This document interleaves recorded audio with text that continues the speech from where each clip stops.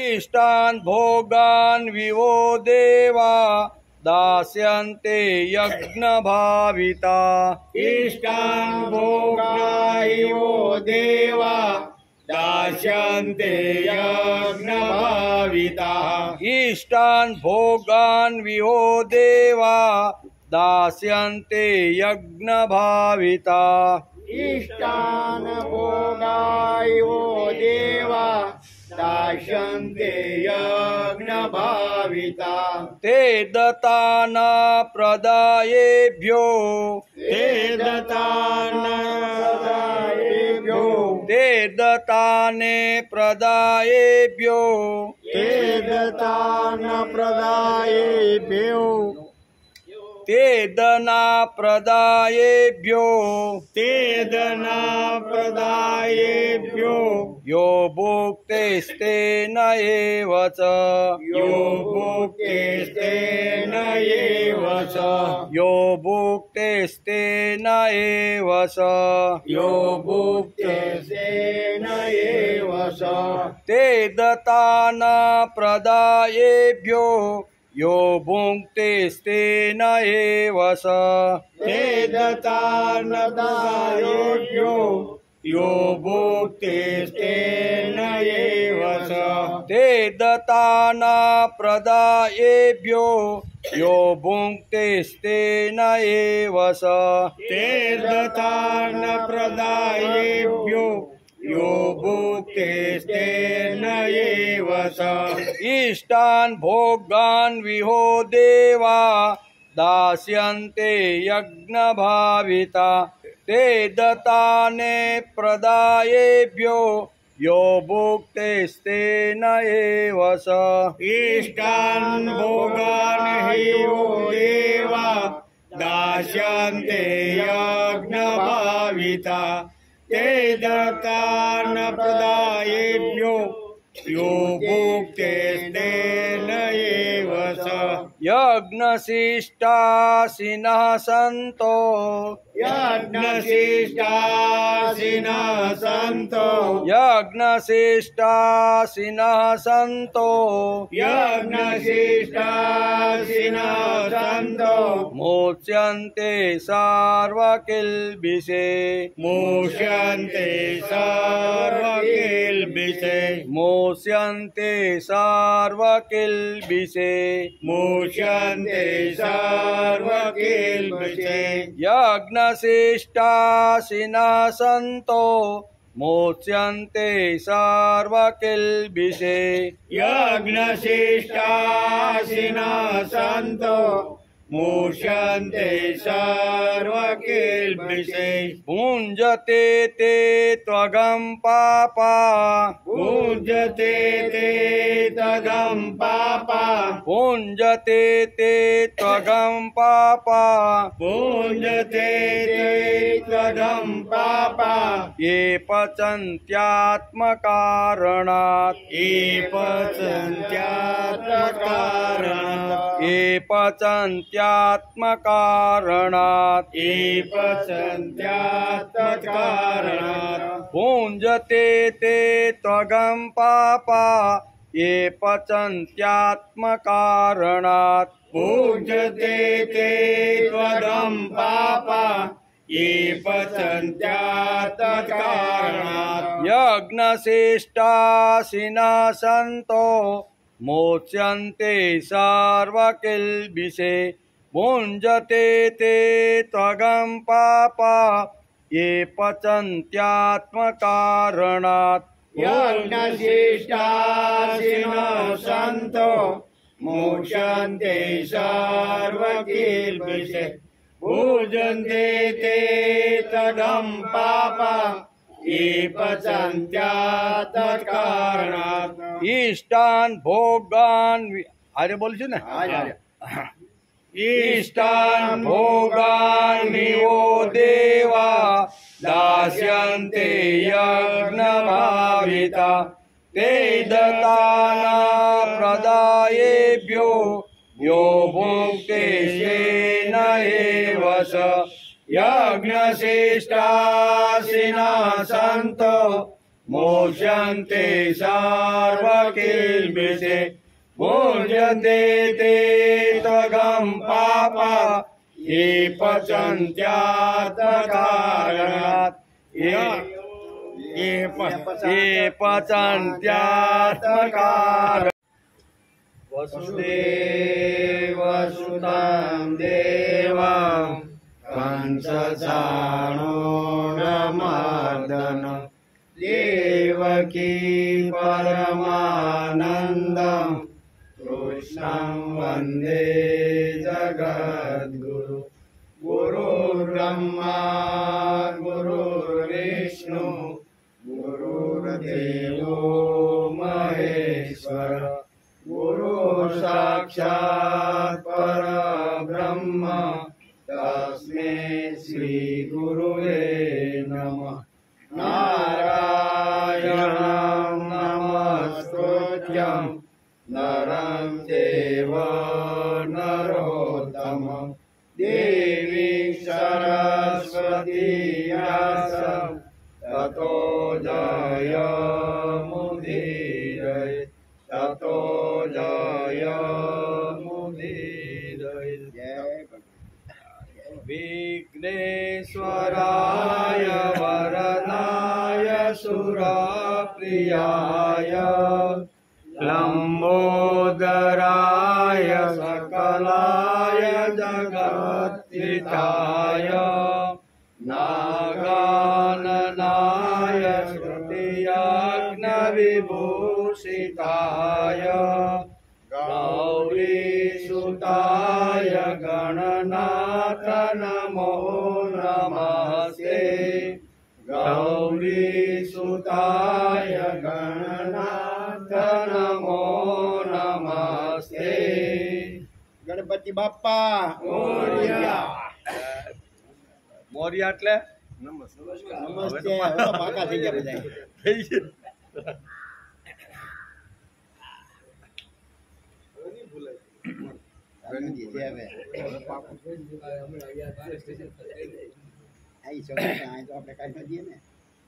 ઈષ્ટાન ભોગાન Vivo દેવા દાસ્યન્તે યજ્ઞ ભાવિતા તે દત્તાના પ્રદાયેભ્યો યો ભુક્તેસ્તેન એવ ચ। આજે શ્રીમદ ભગવદ્ ગીતા ચિંતન શરૂ થયું એનો 166મો દિવસ। ગઈકાલે આપણે શ્રીમદ ભગવદ્ ગીતાના 3જા અધ્યાયના 11મા શ્લોકને આપણે નમસ્કાર કર્યા। એમાં ભગવાને ખૂબ જ એક મહત્વની વાત અહીંયા અર્જુનને માધ્યમ રાખીને આખા વિશ્વને સંદેશો આપ્યો। શું આપ્યો? તો કે પરસ્પર ભાવયંતો, એકાબીજા જો સમજતા થઈ જાય પરસ્પરસ તો દુનિયાના મોટા ભાગના જે પ્રોબ્લેમ છે ને એ હલ થઈ જાય, એમ શ્રીમદ ભગવદ્ ગીતાનું કહેવું છે। તેથી પરસ્પર ભાવયંતો, અને આ પરસ્પર ભાવયંતો જો શરૂ થઈ જાય, બાપ દીકરો હોય, પતિ પત્ની હોય, ગુરુ શિષ્ય હોય, રાજા હોય કે રયત હોય, બરાબર, કોઈ પણ હોય, કોઈ પણ ક્ષેત્રમાં આ જોડી જો બરોબર એકાબીજાને સમજતી થઈ જાય ને, પતિ પત્નીને સમજે ને પતિ પત્નીને પતિ સમજે, ગુરુ શિષ્યને સમજે, શિષ્ય ગુરુને સમજે, એકાબીજાના જે કાંઈ પ્રોબ્લેમ સમસ્યા હોય એકાબીજાને સમજતા થઈ જાય તો દુનિયાના મોટા ભાગના જે સમસ્યાઓ છે ને એ હલ થઈ જાય। તેથી ગીતા મહાન છે અથવા વિશ્વની અંદર ગીતા શ્રેષ્ઠ છે એનું કારણ શું છે? એ ફક્ત ખાલી ભારતના લોકોના કે હિન્દુ લોકો માટે ગીતા નથી, એમ ગીતા માનવ માત્ર માટે છે। અને માનવ માત્ર માટે જો શ્રીમદ ભગવદ્ ગીતા હોય તો ગીતાકારે આ બહુ સરસ વાત સમજાવી છે, પરસ્પર ભાવયંતો। અને પછી કીધું શ્રેય, શ્રેય એટલે કલ્યાણ, બેયનું કલ્યાણ થવું જોઈએ, બરાબર। બંનેનું કલ્યાણ ક્યારે થાય? તો કે એકાબીજાને સમજતા થાય, તો એકાબીજાની સમસ્યા હોય અને સાથે બેસીને જો એનો ઉકેલ કરવાનો જો પ્રયત્ન કરે તો દુનિયાની દરેકે દરેક જે કાંઈ સમસ્યાઓ છે ને એ બધી સમસ્યાઓ હલ થઈ જાય। ભારતને જો નંદનવન બનાવવાનું હોય ને તો આ એક જ શ્લોક કાફી છે। કેવો? આ એક શ્લોક કાફી, અને ગમે તે માણસ એના ઉપર સંશોધન કરે, એના ઉપર વિચાર મંથન કરે ને તો પરસ્પર ભાવયંતનો જો સિદ્ધાંત ઉપાડીને પછી ચાતુર્વર્ણ વ્યવસ્થા હોય કે ખાલી વર્ણ વ્યવસ્થા હોય, દરેક લોકો આવી રીતનું સમજવાનો પ્રયત્ન કરે ચારે ચાર વર્ણના જે લોકો છે, બ્રાહ્મણ, ક્ષત્રિય, વૈશ્ય અને શૂદ્ર, એ એકાબીજાને સમજતા થાય. બ્રાહ્મણ શૂદ્રને સમજે, શૂદ્ર છે એ બ્રાહ્મણને સમજે. આવી રીતના જે ક્ષત્રિય છે એ વૈશ્યને સમજે, વૈશ્ય ક્ષત્રિયને સમજે. આ જો અરસપરસ એકાબીજાને જો સમજતા થઈ જાય તો દુનિયાના મોટા ભાગના જે કાંઈ સમસ્યાઓ છે ને એ હલ થઈ જાય. તેથી પરસ્પર ભાવયંત શ્રેય, આમ કરી અને ભગવાને અહીંયા બંનેનું કલ્યાણ કીધું છે, એકલું નહીં. એટલે જ અહીં દેવોને યાદ કર્યા કે જે મનુષ્ય યજ્ઞ એટલે કે ભાવથી પ્રેમથી યજ્ઞ કરે છે તો યજ્ઞની અંદર સંતુષ્ટ થયેલા જે દેવો છે ને એ માણસને ઈચ્છિત પ્રાપ્ત જે કાંઈ ફળ છે ને એ બધા ફળો એને, એટલે અરસપરસ થયું કે નહીં. એક બાજુ મનુષ્ય છે, મનુષ્યએ યજ્ઞ કર્યો. યજ્ઞ કોના માટે? તો કે દેવોના માટે. તો દેવો એમાંથી સંતુષ્ટ થયા. તો સંતુષ્ટ દેવો જે થયા છે એણે માણસ માત્રને જે કાંઈ ઈષ્ટ ભોગ, એટલે ગમે તે પ્રકારના, એમ કેવા ઈષ્ટ ભોગ, એટલે આ શ્લોકની અંદર જ આવ્યું છે. ઈષ્ટ ભોગ એટલે એક જ પ્રકારનો ભોગ નહીં. જેવી કામનાથી માણસ જેવો યજ્ઞ કરે ને એ બધી જ કામના પૂરી કરે. એટલે આ ઈષ્ટ શબ્દ વાપર્યું છે. એમ નકર તો ભગવાન એક વાત કરી કે હાલો ભાઈ આ યજ્ઞ કરીને ધન મળશે, આ યજ્ઞ કરીને દીકરાઓ મળશે, આ યજ્ઞ કરીને વિદ્યા મળશે. આવું ભગવાને ઈષ્ટ કહી દીધું. જે હેતુથી માણસ યજ્ઞ કરે એ હેતુ ભગવાન દેવો એનો પૂર્ણ કરે. કારણ કે યજ્ઞ તો ઘણી રીતે થાય. પુત્ર પ્રાપ્તિ માટે પણ ઘણા આપણા શાસ્ત્રમાં યજ્ઞો થયેલા જોવા મળે છે. દશરથ રાજાએ યજ્ઞ કર્યો કે નહીં? શા માટે કર્યો? કે મોટી ઉંમર થઈ ગઈ, સંતાન નહોતું, એટલે અહીંયા વશિષ્ઠને બોલાવીને કીધું કે શું કરવાનું? તો વશિષ્ઠ કે પુત્ર પ્રાપ્તિ માટે તમે એક યજ્ઞ કરો અને યજ્ઞની અંદર પ્રસાદ જે મળ્યો ને રાણીઓને ખવડાવો તો એના દ્વારા સંતાનની પ્રાપ્તિ. એટલે યજ્ઞ કયા હેતુથી કરી છે ને આટલા ઈષ્ટ શબ્દ વાપર્યો. તેથી ભગવાને બહુ તે દત્તાને પ્રદાયેભ્યો યો ભુક્તે સ્તેન એવસ, યો ભુક્તે સ્તેન એવસ. બહુ સરસ આ શ્લોક. જો ખરેખર એનું જો આચરણ કરવામાં આવે ને તો ભગવાને બહુ સરસ વાત આ શ્લોકની અંદર સમજાવી છે.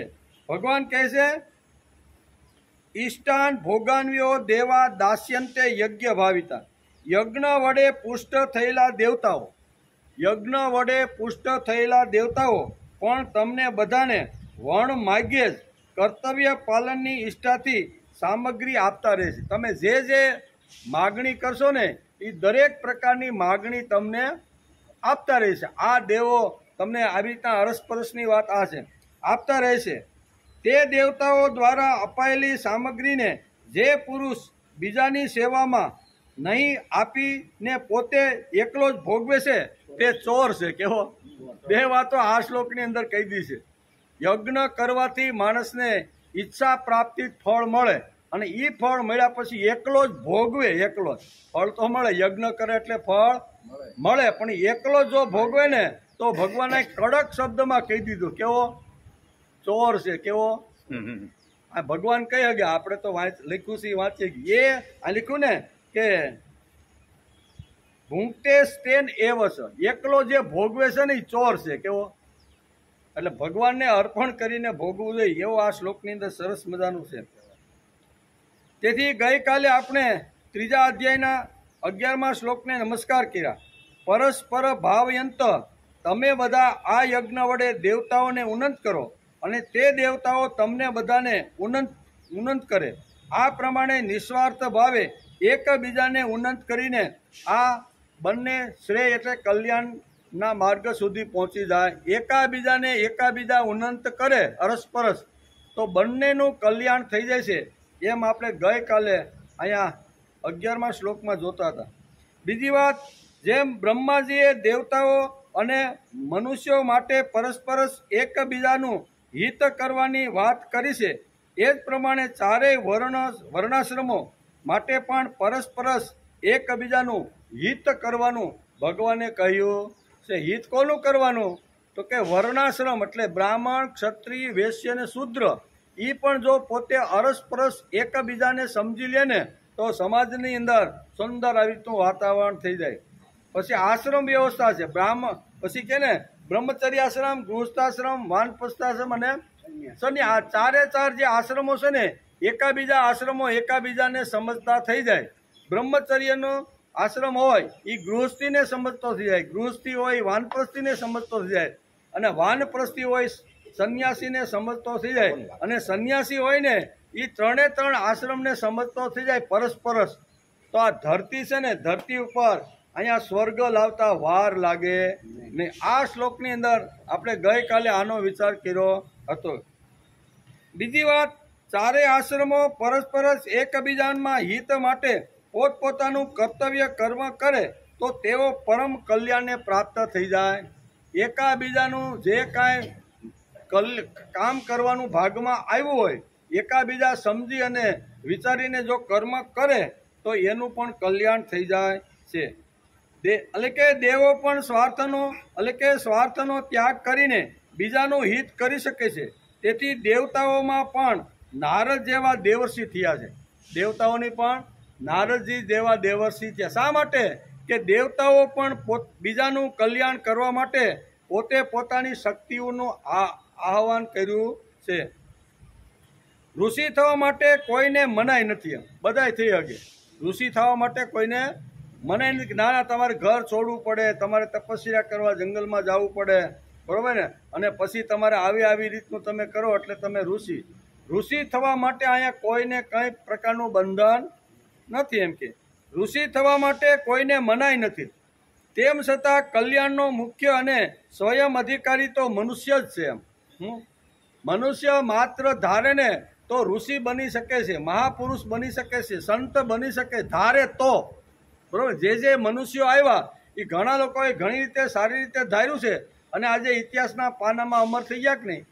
થઈ ગયા. મનુષ્ય જ હતા આપણા જેવા જ બધા, પણ એણે નક્કી કર્યું હતું કે મારે આ જ રસ્તા ઉપર ચાલવાનું છે. એ રસ્તા ઉપર પોતે ચાલ્યો અને હજારો લોકોને સારા રસ્તા ઉપર ચલાવવાનો પ્રયત્ન કર્યો. કે આજે પૂજાય છે કે નહીં? જલારામ બાપાએ શું કર્યું? એને કંઈ લાંબુ કામ કર્યું નહીં, રોટલા જ બધાને ખવડાવ્યા, ખાઓ પીઓ મજા જ કરો અને કામ કરો. એ કે તો આજેના સદાવ્રતો ચાલુ થયા કે નહીં? બરોબર, એકાદું કામ આપણે ગમતી વસ્તુ, સારી વસ્તુ કોઈ પણ નિસ્વાર્થ ભાવે પકડીને ચાલવા માંડે તો એ પણ સંત અને મહાપુરુષને ઋષિ થઈ શકે છે. એમ શ્રીમદ ભગવદ્ ગીતાનું કહેવું છું. ભગવાને ધર્મ સંવાદ માવયો અધ્યસ્તેન, આમ ગીતાની એક સિદ્ધાંત કીધો છે. શું કીધો? કે ધર્મ સંવાદયો ભાવયો અધ્યસ્તેન વગેરે જેટલું જે કહ્યું છે તે જ ખરો જ્ઞાન યજ્ઞ છે. તેનું કેવળ પારાયણ કરીએ નહીં ચાલે. ગીતા માનવને પાયામાંથી સુધારવાની અથવા બદલવાની વાત કરે. શ્રીમદ ભગવદ્ ગીતા માનવ માત્રને પાયામાંથી જ વાત કરે છે અને કેવી રીતનું બદલી શકાય એનું માર્ગદર્શન આપે છે. ગીતાનો ખરો પ્રચાર આચરણમાં છે. કેવો?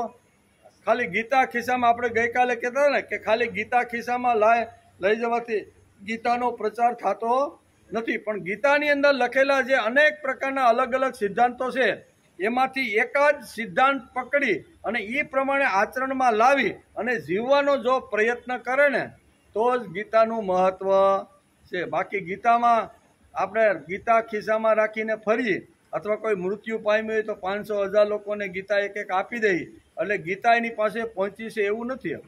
પણ ગીતા પહોંચ્યા પછી એમાંથી એકાદ સિદ્ધાંત વાંચી, સમજી, વિચારી અને જીવનમાં લાવવાનો જો પ્રયત્ન કરે ને તો આ ખરી ગીતા સમજો છે એમ કહી શકાય.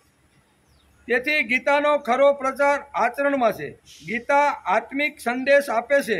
તે ઠેઠ રસોડા સુધી માંડીને ઠેઠ રાજનીતિકની સુધી આ ગીતા આપણે લઈ જાય છે. રસોડામાંથી શરૂઆત કરે, બરોબર ને? પરસ્પર ભાવયંતરનો અર્થ શું થયો? એ રસોડામાંથી જ શરૂ થયું. કેમ થયું? તો કે રસોડામાં કોણ હોય? તો સાસુ ને વહુ હોય કે નહીં? તો સાસુ અને વહુ, સાસુ વહુને સમજી લે, વહુ સાસુને સમજી લે, અરસપરસ એકાબીજાના ભાવ, એકાબીજાની સમસ્યા જાણી લે અને પછી બંને જો રહેવાનો પ્રયત્ન કરે તો એ ઘરમાંથી જ ગીતા શરૂ થઈ ને. પરસ્પર ભાવયંતો, દીકરો પિતા પુત્ર રહેતા સમજે, પુત્ર પિતાને સમજે, એમ કરીને સાથે બેસીને સમસ્યાનો ઉકેલ કરે તો એ ઘરમાંથી જ ઉકેલ થયો. અને રાજનીતિ સુધી રાજા અને રયત પણ કેવી રીતના હોય એનું પણ શાસ્ત્રકારો આપને સમજાવે છે. રામે નક્કી કર્યું કે શું કહેવાય, માનવ માત્રનું કલ્યાણ કરવા માટે મારે જેનો ત્યાગ કરવાનો પ્રસંગ આવશે ને ત્યારે લોકોના કલ્યાણ માટે, લોકોના સારા માટે મારે જે ત્યાગ કરવાનો પ્રયત્ન આવશે ને તો હું ત્યાગ કરવા માટે તૈયાર છું. એમ કરીને ઘણા બધા શ્લોકો લખ્યા અને એમાં એક શ્લોકમાં તો અહીંયા રામ કહે છે કે સીતાનો પણ જો ત્યાગ કરવામાં આવે મારી રયત સારી થાય એના માટે, તો રયતના કલ્યાણ માટે સીતાનો ત્યાગ કરવા માટે હું તૈયાર. આ રસોડામાંથી રાજનીતિ સુધી પૂગી કે નહીં, રાજા સુધી પૂગી કે નહીં. એટલે ગીતા કોના માટે? તો કે ગીતા બધા માટે, સર્વ સામાન્ય માણસ માટે શ્રીમદ ભગવદ્ ગીતા છે. તેથી ગીતાનો ખરો પ્રચાર આચરણમાં છે. ગીતા આત્મિક સંદેશ આપે છે. તે ઠેઠ રસોડાથી માંડીને પરસ્પર ભાવયંત કહીને વિશ્વ સુધી માનવને પહોંચાડે, વિશ્વના માનવ સુધી ગીતા પહોંચાડે છે. જેમને જીવનમાં મોહ છે તેવા લોલુપ માનવ જાતના માર્ગદર્શન ન બની શકે. જીભની લોલુપતા અને સ્વાદ જોઈએ એટલે ઘણીવાર એના માટે જ લોકો વધારામાં વધારે પ્રયત્ન કરતા. નિવૃત્ત થઈ ગયા હોય, સંપત્તિથી ખિસ્સા ભર્યા હોય, પછી શું કરે? પછી ખાવાનું આજ ક્યાં સારું બનવાનું છે, હાલો આપણે બધા ભેગા થઈને બસ લઈને બધાને લઈને જાય. ખિસ્સું તો ભરેલું છે, ખિસ્સામાંથી પૈસો ઓછો થવાનો. આટલા બધા સંપત્તિના ટોચ ઉપર બેઠેલા માણસ ઘણીવાર આવી. એ શા માટે? તો કે જીભના સ્વાદ માટે, શરીરના ભોગો માટે. અને શરીર અને જીભના સ્વાદ માટે કહે છે કે માણસ ઘણું બધું કરતો રહેલો છે. શ્રી કૃષ્ણે જે કહ્યું છે તે કરી બતાવ્યું. ભગવાને જે કહ્યું એ જ ભગવાને કરી બતાવ્યું. ખાલી બોલ્યા નથી, બોલ્યા છે તે પોતાના જીવનમાં લાવી અને સમાજની સામે દર્શન મૂકી દીધું કે ભાઈ જો આ મારું જીવન છે અને આ હું બોલ્યો છું. એટલે અહીં કહે છે કે શ્રી કૃષ્ણ ભગવાને જે કહ્યું તે તેમણે કરી બતાવ્યું અને તેથી શ્રી કૃષ્ણ મહાન નેતા બન્યા. કેવા? શ્રી કૃષ્ણ મહાન નેતા બન્યા એનું કારણ શું છે? કહેવાનું જુદું અને ઓલા હાથીના દાંતની જેમ નહીં, એને બતાવવાના જુદા ને ચાવવાના જુદા હોય ને હાથીને. અહીંયા એવું નહીં, જેવું ભગવાનને બોલ્યા એ જ પ્રમાણે એને કરી બતાવ્યું છે. તેથી તે મહાન નેતા તરીકે આજે દુનિયાભરની અંદર ઉભરી આવ્યા છે. ભગવાન કૃષ્ણ નેતા તરીકે જો આપણે જોવાના હોય ને તો આવો નેતા અત્યાર સુધી દુનિયામાં કોઈ થયો નથી. એટલા રાજનીતિજ્ઞ નિપુણ હતા એમ કે, તેથી તે નેતા બન્યા છે. એમણે જીવી બતાવ્યું અને તેથી તેઓ મહાન દ્રષ્ટા થયા છે. એમનું દર્શન શ્રીમદ ભગવદ્ ગીતાની અંદર આપણે જ્યારે અલગ અલગ અધ્યાયનો અભ્યાસ કરશું ને ત્યારે એમાં બધી વાતો આવશે. ગીતા દર્શન અને શ્રી કૃષ્ણ રૂપી દ્રષ્ટાથી જગતનો ઉદ્ધાર થઈ શકે છે એવું છે. આ ગીતા શાસ્ત્ર આવા કાર્યનામાં ભૌતિક શાસ્ત્રો મદદ કરતા રહે તો એ આનંદની વાત.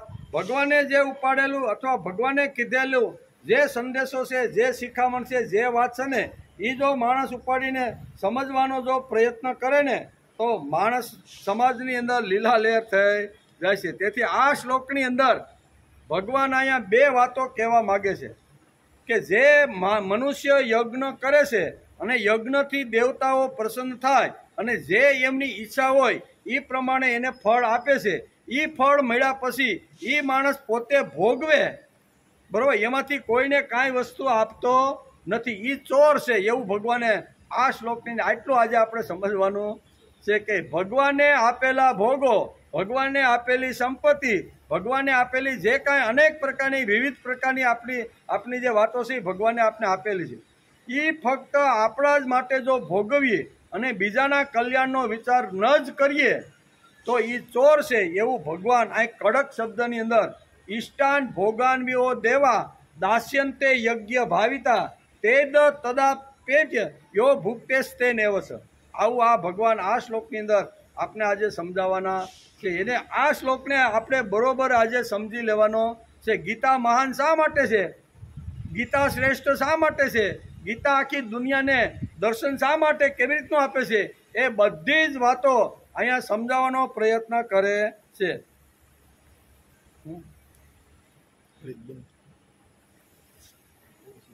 ભગવાન આ શ્લોકની અંદર બે વાતો આપણે સમજાવે છે. દેવોથી ઈચ્છિત ભોગો આપણે પ્રાપ્ત થઈ જાય પછી જે દેવે આપ્યા છે એને કાંઈક આપવું પડે કે ન આપવું પડે? જેના દ્વારા આપણે કમાણા હોય, બરોબર ને. આ ઘણીવાર દલાલો નથી, પ્લોટ ભલે એકાબીજાને વેચે લે, કંઈ પણ ફાર્મ હાઉસ આવ્યો સોદો કરે તો એ જેણે મહેનત કરી હોય એને પછી આપવું પડે કે ને, અડધો ટકો આપવું પડે કે નહીં? ન આપે તો ધડબાટી બોલે કે નહીં? પછી કે ફલાણા દલાલે ફલાણા શેઠને મોટરમાં નાખીને ઓલા પણ જઈને ખૂન કરી નાખ્યું, કેનાલમાં ફેંકી દીધો. થાય કે ન થાય? ઘણીવાર આવું સમાજમાં થાય છે. તેથી દેવોએ આપેલા જે ભોગો છે એ ફક્ત પોતે જ ભોગવે છે, અને બીજાના કલ્યાણ માટે જે એ ભોગો મળેલા વાપરતો નથી ને, એ ચોર છે. શું કે છે કે ભૂંકે સ્તેન એવ ચ, સ્તેન એટલે ચોર. આવો ભયંકર ચોર છે. એનો આજે આપણે વિચાર કરવાનો છે.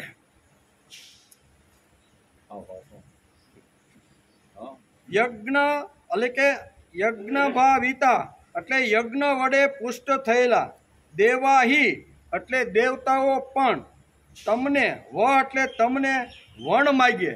યજ્ઞ કરો એટલે ભગવાન ઢગલા બંધ 1000 હાથે આપવાની શરૂઆત કરે કે મારા માટે જેણે યજ્ઞ કર્યો છે ને એને મારે 1000 હાથે આપવાનું છે. એટલે વણ માગે ભગવાન યજ્ઞ કરે જે મનુષ્ય, એને ભગવાન વણ માગે 1000 હાથે આપે. આ શ્લોક બહુ સમજવા જેવો છે, બરાબર? એ જો સમજાઈ જાય ને તો માણસ પોતાનો ઉમરો ઓળંગી અને કલ્યાણના માટે થોડું ઘણું નાનું કામ કરતો થઈ જાય.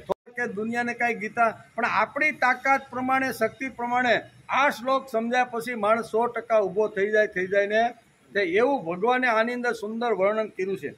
એટલે યજ્ઞ વડે પુષ્ટ થયેલા દેવતાઓ પણ તમને બધાને વણ માગે. હું માગવાની જરૂર પડે, વણ માગે. પછી ઈષ્ટાન ભોગાન. ઈષ્ટાન ભોગાન એટલે કર્તવ્ય પાલનની ઈચ્છા સામગ્રી. એટલે જે હેતુથી યજ્ઞ કરીએ એ હેતુ એને પ્રાપ્ત થાય છે. ધન માટે જો યજ્ઞ કર્યો હોય તો ધનની પ્રાપ્તિ થાય. પુત્ર માટે જો યજ્ઞ કર્યો હોય તો આટલા ઈષ્ટ શબ્દ એટલે વાપરો. ઈષ્ટ શબ્દ એટલે બધા જે પ્રકારે આશા અપેક્ષા રાખીને યજ્ઞ કરે છે એ એની આશા પૂર્ણ કરે, બરોબર ને? તો એટલે ઈષ્ટ શબ્દ એટલે ઈષ્ટ એટલે ઈશિત કરીને સત્કર્મો જે કરે છે, સદવિચારો સમાજમાં લઈ જાય છે, એ પછી જેવી ઈચ્છા રાખે એવી ફળ એને પ્રાપ્ત થાય છે. વિદ્યાની અપેક્ષા રાખી તો વિદ્યા પ્રાપ્ત થાય, ધનની અપેક્ષા રાખે તો ધન પ્રાપ્ત થાય, પુત્રની અપેક્ષા રાખે તો પુત્ર પ્રાપ્ત થાય, બરોબર ને? આ ઘણા બધા પ્રકાર ઘણી રીતે આવી રીતના ભાવનાથી થતા હોય છે. તેથી ભગવાને ઈષ્ટાન ભોગાન વિવો દેવા લખ્યું. નહીંતર ઈષ્ટ શબ્દને બદલે જા તું યજ્ઞ કર એટલે તને ધન મળી જશે, અથવા જા યજ્ઞ કર એટલે તને પુત્ર મળી જશે, આવી એક વાત ભગવાને લખી નથી. ભગવાને શું કીધું કે મનુષ્ય માત્ર અલગ અલગ કામનાથી યજ્ઞ કરે. એમ કાંઈ એક જ કામના લઈને કાંઈ માણસ કરતો, અલગ અલગ કામના હોય તો આટલા ઈષ્ટ શબ્દ વાપરો. નહીંતર આપણે એમ થાય કે ઈષ્ટ ભગવાન જેવા ભગવાને અહીંયા ઈષ્ટ શબ્દ શા માટે? એને કહી દીધું હા યજ્ઞ કરે એટલે ધન મળશે, યજ્ઞ કરે એટલે છોકરાઓ તને મળશે. પણ આવું ભગવાને કીધું. ઈષ્ટાન ભોગાન વિવો દેવા દાસ્યંતે યજ્ઞ ભાવિતા. બહુ સરસ આ પહેલી લીટીની અંદર કહે છે. પછી દાસ્યતે એટલે આપતા રહે છે. હું સતત દાસ્યતે એટલે આપતા રહે છે. આ રીતે તે એટલે તે દેવતાઓ દ્વારા દત્તાન યહ એભ્ય, આની સંધિ સૂટી પાડીએ તો દત્તાન યહ એભ્ય એટલે તે દેવતાઓ દ્વારા અપાયેલી સામગ્રીને જે પુરુષ બીજાની સેવામાં, બીજાના કલ્યાણ માટે જે ફળ મને મળ્યું છે એ ફળ બીજાના કલ્યાણ માટે ન વાપરતા, લખ્યું અપ્રદાય ભૂક્તે સ એન સ્તેન એવસ. એટલે બીજાના કલ્યાણ માટે મળેલું ફળ, મળેલી સંપત્તિ ન વાપરતા જે પોતે જ ભોગવે છે તે ચોર છે. એમ આટલું સ્પષ્ટ ભગવાને આ શ્લોકની અંદર કહી દીધું. એટલે બહુ આ કાંઈ ગીતા અઘરી છે ભાઈ? ગીતા કાંઈ અઘરી નથી. ભગવત કાર્ય કરી, સદવિચારો સમાજમાં લઈ જાય, યજ્ઞ કરી અને કલ્યાણની વાતો સમાજના અંતિમ માણસ સુધી જો લઈ જાય તો 100% ભગવાન દેવતાઓ આપણા ઉપર ખુશ થાય ને થાય અને 1000 હાથે આપવા લાગે. પણ 1000 હાથે આપવા લાગે ત્યારે 2 હાથવાળો કેટલું ઝીલી હગે? ઝીલી એટલું બધું ધન ભગવાન ત્યાં મોકલે છે. પણ એ ધન પોતાના જ માટે વાપરે, બીજાના કલ્યાણનો વિચાર ન જ કરે તો ભગવાને બીજી લીટીની અંદર એક ફટકો પણ મારી દીધો છે. બરોબર? ફટકો કેવો માર્યો? તો ભૂંકતે સ્તેન એવચ, ભોગવે બીજાને ન આપ્યા વગર બીજાના કલ્યાણનો વિચાર કર્યા વગર જે વાપરે છે ને એ ચોર છે, ચોર. પણ આપણે કોકને કહીએ તો આપણે ઝાપટ મળે, પણ આ તો ભગવાને કીધું છે કે આ માણસ ચોર છે ભાઈ, એટલે આપણે એને ગુજરાતી કર્યું એમ. બીજી વાત, યજ્ઞ વડે વૃદ્ધિ પામેલા દેવતાઓ તમને બધાને પણ એટલે કે માગ્યે જ ઈચ્છિત ભોગો અવશ્ય આપતા રહે છે. આ રીતે તે દેવતાઓ દ્વારા અપાયેલા ભોગોને જે પુરુષ તે દેવતાઓને અને કલ્યાણના માર્ગે અથવા અહીંયા કહે છે સેવાના માર્ગની અંદર જે વાપરતો નથી ને તે ચોર છે. આટલું સ્પષ્ટ ભગવાને કીધું છે. ગીતાકાર આ શ્લોકમાં કહે છે કે તમે જે ભોગ ભોગવો છે તે અંદરના દેવતાઓને લીધે ભોગવાય છે. આપણે જે બધા જે ભોગ ભોગવી છીએ ને, બોલવાનું હોય, ચાલવાનું હોય, ખાવાનું હોય, વ્યવહાર કરીએ, જે કાંઈ આપણે કરતા હોઈએ ભોગ ભોગતે, તો એનું કારણ શું છે? તો કે અંદર ભગવાન બેઠો છે, તેથી જ આ બધા ભોગો ભોગવાય. શરીર સારું હોય, સુંદર હોય, એમાંથી રથ માત્ર ઓછું ન થયું હોય, પણ છતાંય હાલો ભાઈ આને ક્યાં લઈ જાઓ? તો કે અશ્વની કુમાર. કેમ ભાઈ? આ શરીર પણ એવું છે, ચશ્મા પણ એવા પહેર્યા છે, સોગઠું પણ બરોબર છે, પછી હોનાના બટન પણ, આ બધું તો છે, પણ ગયું હું ભાઈ? ગયો જીવ અંદરથી. ભગવાને અંદરથી વિદાય લીધી. એટલે ગમે તેવું સારું સુંદર શરીર હોય તો માણસ ભોગ ભોગવી શકતો નથી. માનવ માત્ર અત્યારે જે ભોગ ભોગવી રહ્યો છે એનું કારણ અંદર ભગવાન કોઈ ચૈતન્ય તત્વ બેઠું છે, અને જે મને હલાવતો રહેલો છે, બોલાવતો રહેલો છે, જે કાંઈ પ્રક્રિયાઓ મારી દરેક પ્રકારની થાય છે ને એ બધી જ પ્રક્રિયા અંદર રહીને ભગવાન કરતા રહેલા છે. તો ભગવાન આવી રીતનું જો કરતો હોય તો જે મારા માટે ઘસાતો હોય, માનને સંભાળતો હોય, તો એને મારે કંઈક આપવું જોઈએ કે ન આપવું જોઈએ? સીધી સાદી વસ્તુ આ છે કે બે ભાગીદારો હોય, ભાગીદારી ડીડ બનાવે, એની અંદર નીતિ નિયમો બધા લખે કે ભાઈ આપણે આજથી બંને ભાગીદારીઓ જોડાઈને આ ફેક્ટરી કરી છે, બરોબર, 50-50 લાખ રૂપિયા લાવવાના, અને એ પ્રમાણે આપણે આખું બધું બનાવવાનું, અને એ પ્રમાણે બધી જ રીતે બનાવે. અને પછી એક હોશિયાર ભાગીદાર હોય ને, એ થોડોક મનમાં થોડોક શું આવે, થોડોક આવી રીતનો સ્વાર્થ આવે, એટલે ધીમે ધીમે 2-5 વર્ષની અંદર થોડું ઘણું હેરવવાનું ચાલુ કરીએ, અને દર વર્ષે થોડી થોડી નુકસાની બતાવતો જાય. એટલે ઓલા પાર્ટનરને કે ભાઈ આ વર્ષે તો આપણે કાંઈ કમાણા નથી, એમ કરી અને એકલો જો ભોગવે, અને પછી જો પાર્ટનરને ખબર પડે કે હકીકતે તો સર્વૈયું તો બહુ સારું છે, બધું આ જે વેચાણ ને જે થયું એ બધું એ એલા સીએ પાસે જઈને જોડાયું, તો કે આ ભાઈ તમારું તો બરોબર, આટલો નફો તો દર વર્ષે તમને મળવો જોઈએ, પણ તો કે મળતો નથી. એટલે એને ખબર પડી જાય કે આમાં કાંઈક ડાળમાં કાળું છે. પછી કોર્ટમાં જાય કે ન જાય, અથવા કંઈ ઝઘડા થાય કે ન થાય. જો નક્કી કરેલા પ્રમાણે ભાગીદારને પણ જો ભાગ આપવામાં ન આવતો હોય તો પણ ઘણી બધી ગડબડો ઊભી થાય. તો ભગવાન મારો પાર્ટનર છે, હું અત્યારે જે બોલું છું ને એ અંદર બેઠો છે તેથી જ બોલું છું. હું જે કાંઈ સાંભળું છું ને એ અંદર બેઠેલો ભગવાન બેઠો છે તેથી જ હું સાંભળું. એ મારી અને ભગવાનની બેયની જોડી છે, તેથી તમે હાલી શકી આવ્યો. તો જે જોડી આવી રીતની કામ કરતી હોય એ જોડીને ભાગ આપવો જોઈએ કે ન આપવો જોઈએ? અહીંયા આટલી સ્પષ્ટ વાત, ઈષ્ટાન ભોગાન્યો દેવા દાસ્યંતે યજ્ઞ ભાવિતા. આમ કરીને ભગવાન આ શ્લોકની અંદર આ વાત આપને સમજાવવા માગે છે. જો દેવો આપણા માટે કામ કરતા હોય તો તેમના નિમિત્તે કંઈ આપવું તે માણસની ફરજ છે ભાઈ. ફરજ આવે કે નહીં ભાઈ? આપણું કોઈ કામ કર્યું તો ઘસાણું હોય આપણા માટે, તો એને જ્યારે જરૂર પડે ત્યારે આપણે ઘસાઈ કે ન ઘસાઈ? ઘસાઈ. ન ઘસાઈ તો વ્યવહાર તૂટે, બોલવાનું બંધ થાય, ઘણું બધું સમાજમાં થાય છે. તેથી અહીં કહે છે ફરજ છે. આમ ગીતાકારની એકદમ તાર્કિક લોજિક વાત છે. આ શ્લોકમાં કેવી છે? એકદમ લોજિક, એકદમ તાર્કિક, એકદમ બૌદ્ધિક વાત ભગવાને કહી દીધી, બુદ્ધિમાં ઉતરે એવી. બે પાર્ટનરનું દ્રષ્ટાંત આપીને પાંડુરંગ શાસ્ત્રી દાદા સમજાવવા માગે છે કે એક પાર્ટનરને જો ભાગ ન આપો તો એ કોર્ટે જાય, ધીંગાણા થાય, ગમે તે કરીને આમ તેમ થાય કે ન થાય? તો ભગવાન મારો 24 કલાક મારી સાથે રહી અને મારું કામ કરનાર મારો સ્લીપિંગ પાર્ટનર છે. એને કેવો પાર્ટનર કહેવાય? ઘણા પાર્ટનર એવા હોય કે ભાઈ આપણી મૂડી, આપણે કાંઈ ફેક્ટરી તારી જમીન ઉપર, તારા મશીન ઉપર હું કોઈ દી આવવાનો નથી, આ 2 કરોડ રૂપિયા લઈ જા, અને એમાં 50% તો મહેનત જે કાંઈ કરે ને એમાં આપણો 50%નો ભાગ. ઘણા આવા હોય કે ન હોય કે ભાઈ આપણે હું ફરકવાની નથી, વરોમાં એકાદ, મારે તો બીજા બહુ મોટા બિઝનેસ હાલે છે ભાઈ, પણ તારામાં ભાગીદારી થયાનું કારણ તારે જરૂર છે અને મારી પાસે પૈસા પડ્યા છે તો હું પૈસાનું ઇન્વેસ્ટ કરું, એટલે એને સ્લીપિંગ પાર્ટનર કહેવાય. કેવો? તો ભગવાન આપણો સ્લીપિંગ પાર્ટનર છે. કાંઈ બોલતો નથી, પણ બોલે નહીં એટલે એને આપવાનું નહીં. હે, બોલે નહીં એટલે કાંઈ નહીં આપવાનું, બોલે નહીં એટલે આપવું તો જોઈશ ભાઈ, ના આપી તો થાય. તેથી અહીં કહે છે, હું સારું સારું સાંભળું છું તેનું કારણ અંદરની એક કર્ણેન્દ્રિય શક્તિ કામ કરે છે. દેવ છે, એ અંદર બેઠેલો દેવ મારા કાનની અંદર આવીને બેઠો છે, તેથી હું સરસ રીતે સાંભળી શકું છું. ફક્ત સસ્કુલિન એટલે બહારનો જે ભાગ હોય ને, આને સસ્કુલિન કે હું કે આ બહારનો ભાગ હોય એને સસ્કુલિન કે.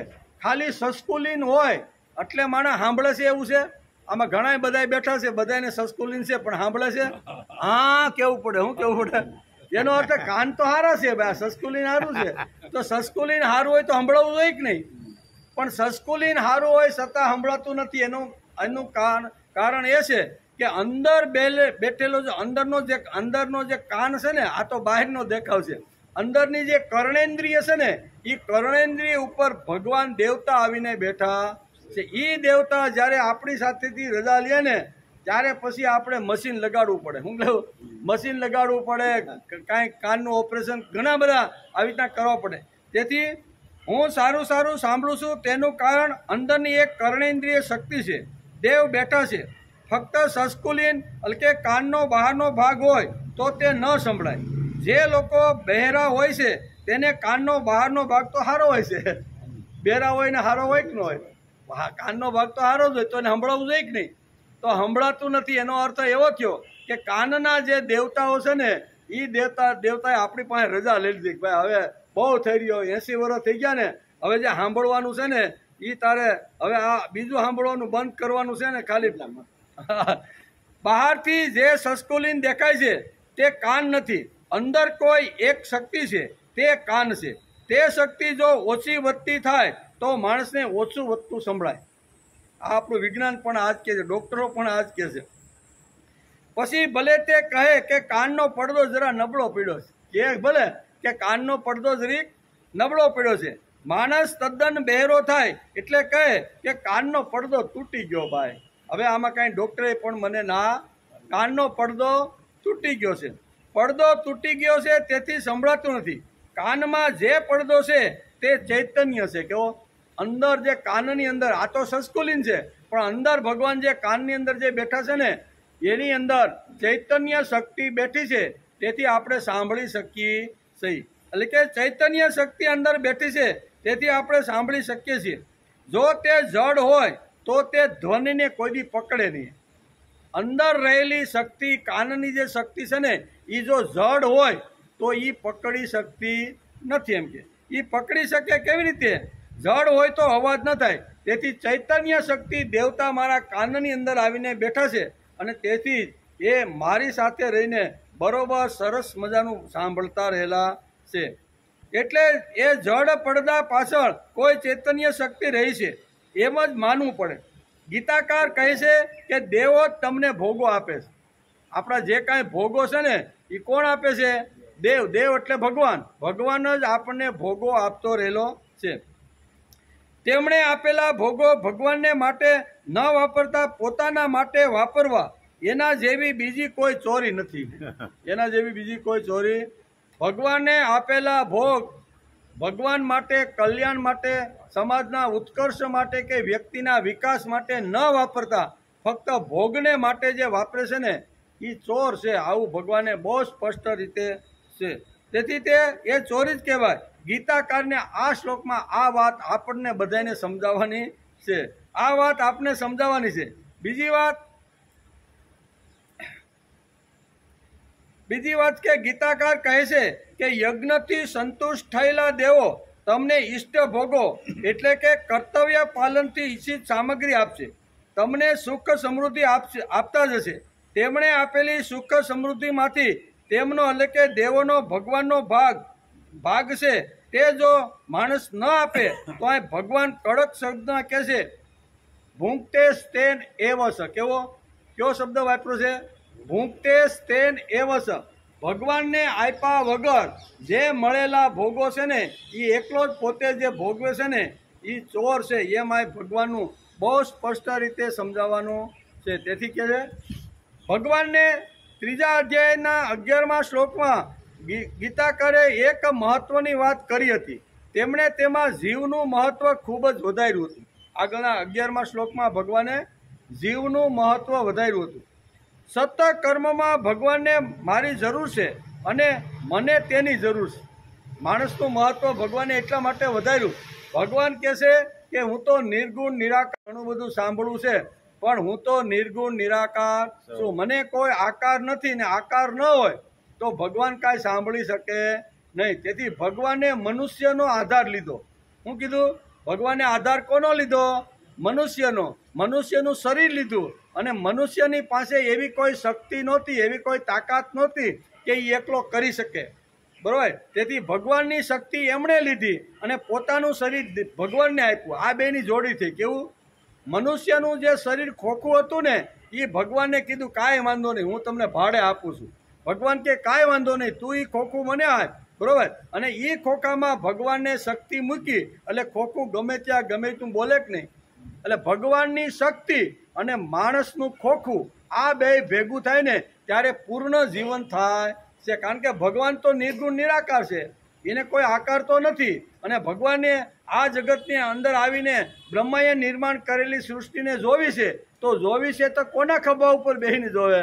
તો એને માણસનો આધાર લેવો પડે. તેથી મનુષ્યનું મહત્વ 11મા શ્લોકમાં ભગવાને વધારી દીધું કે માણસ એટલે આ ભગવાનને પણ જેનો આધાર લેવો પડે એવી વાત અહીંયા 11મા શ્લોકમાં આપણે જોતા હતા કરી. તેથી જ અહીંયા આપણે આગળ બધું આવવાનું છે. એમ ભગવાન કહે છે તારે ફક્ત નિમિત્ત તારે નિમિત્ત બનવાનું છે. 11મા અધ્યાયમાં ભગવાન કહેવાના છે. એટલે આપણા જેવાને નિમિત્ત બનાવે અને ભગવાને આપણું ખોળિયું લીધું, ખોળિયામાં ભગવાનની શક્તિ અને આપણું ખોળિયું એ બેનું મિલન થાય ત્યારે પૂર્ણ જીવન થાય છે. તેથી અહીં કહે છે કે ભગવાને ત્રીજા અધ્યાયના 11મા શ્લોકમાં ગીતાકારે એક મહત્વની વાત કરી છે. તેમણે તેમાં જીવનું મહત્વ ખૂબ જ વધાર્યું છે. સતત કર્મમાં ભગવાનને મારી જરૂર છે અને મને તેની જરૂર છે. આમ દેવ એટલે ભગવાન અને મનુષ્ય બંને મળીને કર્મ થાય છે. એકલા કર્મ થતું અંદર દેવ બેઠા છે, ભગવાન બેઠા છે. એટલે હાલવાનું, ચાલવાનું, બોલવાનું બધું જ કર્મ આપણે કરી શકીએ કે નહીં? પણ અંદરથી દેવ જો વિદાયમાન લે તો આપણે કર્મ કરવાના નથી કરવાના. એટલે ભગવાનની શક્તિથી હું કર્મ કરું છું અને ભગવાનને જગતની અંદર કંઈક સાંભળવું છે, કંઈક જોવું છે ને એટલે મારી મનુષ્યની આંખ અને કાનનો ઉપયોગ કરે છે. આ અરસપરસ જે વાતો છે ને એ પરસ્પર ભાવયંત્રની અંદર ભગવાને આ બહુ સરસ વાત આપને સમજાવી છે. તેનો વિચાર પણ આપણે ગઈકાલે કરતા હતા. પરસ્પર ભાવયંત આ શ્લોક વાંચીને ભગવાન પણ મારા વગર કર્મ નથી કરી શકતા. આવો એક અજુગતો મિજાજ માણસના મગજમાં નિર્માણ થાય કે મારા વગર ભગવાન કાંઈ કરી શકવાના. ખોળિયું તો મારું જ, એને જોવું છે ને તો ખોળિયું તો મારું જ એને લેવું પડશે. તેથી માણસના મગજમાં ઘણો મિજાજ આવી જાય છે. ભગવાનને પણ જો સત્કર્મ કરવું હોય તો તે કર્મ મારી મારફતે જ થાય છે. ભગવાન કહે છે કે નિમિત્ત માત્ર ભવ સવ્ય સાચી કબૂલ. પણ ભગવાન નિમિત્ત તો કોઈને બનાવે કે નહીં? એકલા કરી શકતા નથી. અર્જુનને નિમિત્ત બનાવીને ધર્મ રાજ્યનો આખી સ્થાપના કરવા નથી. નિમિત્ત કોને બનાવવાનો? અર્જુનને. તેથી નિમિત્ત માત્ર ભવ્ય સવ્ય સાચી. આમ ભગવાને ગીતાના 11મા અધ્યાયમાં બહુ સરસ રીતે સમજાવી દીધું છે. ભગવાન બધાને આપણે જો સારું શરીર હોય, સુંદર શરીર હોય, શરીરમાં કોઈ રોગ ન હોય ને તો સમજી લેવાનું કે ભગવાનની કૃપા આપણા ઉપર ખૂબ સારી છે. આ કૃપાથી આપણે સમાજની અંદર હરતા ફરતા રહીએ છીએ. તેથી આજના શ્લોકમાં ભગવાને કહ્યું કે તમે સત્કર્મ કરતા જાઓ. ઈષ્ટાન ભોગાન્મિઓ દેવા દાસ્યંતે યજ્ઞ ભાવિતા. આ શ્લોકની અંદર ભગવાન શું કહે છે કે તમે સત્કર્મ, સારું કર્મ કરતા જાઓ, સમાજની અંદર કલ્યાણકારી એકાદું કામ કરતા જાઓ અને જીવવાનો તમે પ્રયત્ન કરો. સત્કર્મ એટલે યજ્ઞ, સત્કર્મ એટલે સદવિચાર. એટલે યજ્ઞ લઈ જાઓ, સત્કર્મ લઈ જાઓ અને ભગવાનને લઈને જો તમે સમાજની અંદર ફરતા રહેશો ને તો શું થશે તો કે ઈષ્ટાન ભોગાન્વિઓ દેવા દાસ્યંતે યજ્ઞ ભાવ્ય. તમે જે પ્રયત્ન કરો છો, તમે જે કલ્યાણ રાજ્ય સ્થાપવાનો જે વિચાર કરો છો અને કલ્યાણ રાજ્ય સ્થાપાય એમાં તમે જે આહુતિ આપો છો તમારી શક્તિની, એ આહુતિથી દેવતાઓ પ્રસન્ન થઈ જાય છે. અને એ પ્રસન્ન થયેલા જે દેવતાઓ છે ને, એ તમે જે ઈચ્છા કરશો ને એ પ્રમાણે તમને ભોગો આપશે. અને એ ભોગો તમે નહીં ભોગવતા એટલે કે ભગવાનના કાર્યમાં જો વાપરશો ને તો તમારું શ્રેય એટલે કલ્યાણ થઈ જશે. પણ ફક્ત ભોગ મળ્યા પછી તમે તમારો જ પોતાનો જ જો વિચાર કરશો ને તો તમે બધા ચોર છો, એવું આ 3 અધ્યાયના 12મા શ્લોકની અંદર ભગવાન બહુ સ્પષ્ટ રીતે સમજાવે છે. તેથી આજના શ્લોકમાં ભગવાને કહ્યું છે કે તમે સત્કર્મ કરતા જાઓ, યજ્ઞ કરતા જાઓ અને ભગવત વિચારો સમાજના અંતિમ માણસ સુધી સ્વાર્થ વિના જતા રહો, તો 100% દેવતાઓ તમારા ઉપર પ્રસન્ન થશે ને થશે. તો તમને ઈષ્ટ ભોગન એટલે કે કર્તવ્ય પાલનની ઈચ્છાની સામગ્રી. ઈષ્ટ ભોગન એટલે આપણે જે હેતુથી કર્મ કરતા હોય એ હેતુ આપણો ભગવાન પૂર્ણ કરે. મૂળ વસ્તુ આ ઈષ્ટાન ભોગાન્વિઓ દેવાનો અર્થ આ થાય કે આપણે જે હેતુથી યજ્ઞ કરીએ એ હેતુથી દેવતાઓ પ્રસન્ન થઈ અને આપણી જે માગણી અથવા જે ઈચ્છાઓ હોય ને એ ઈચ્છાઓ ભગવાન બધી પૂરી કરે છે. કયા ભોગો? તો કે ભગવાન આપશે તે કહેતા નથી. કયા ભોગો ભગવાન આપશે તે અહીંયા ભગવાને ગીતાના અહીંયા 3 અધ્યાયના 12મા શ્લોકમાં લખ્યું. એને કે આ ભોગ તમને મળશે એવું નથી લખ્યું. એણે કીધું કે યજ્ઞ તો ઘણી રીતે ને ઘણા પ્રકારના હોય છે.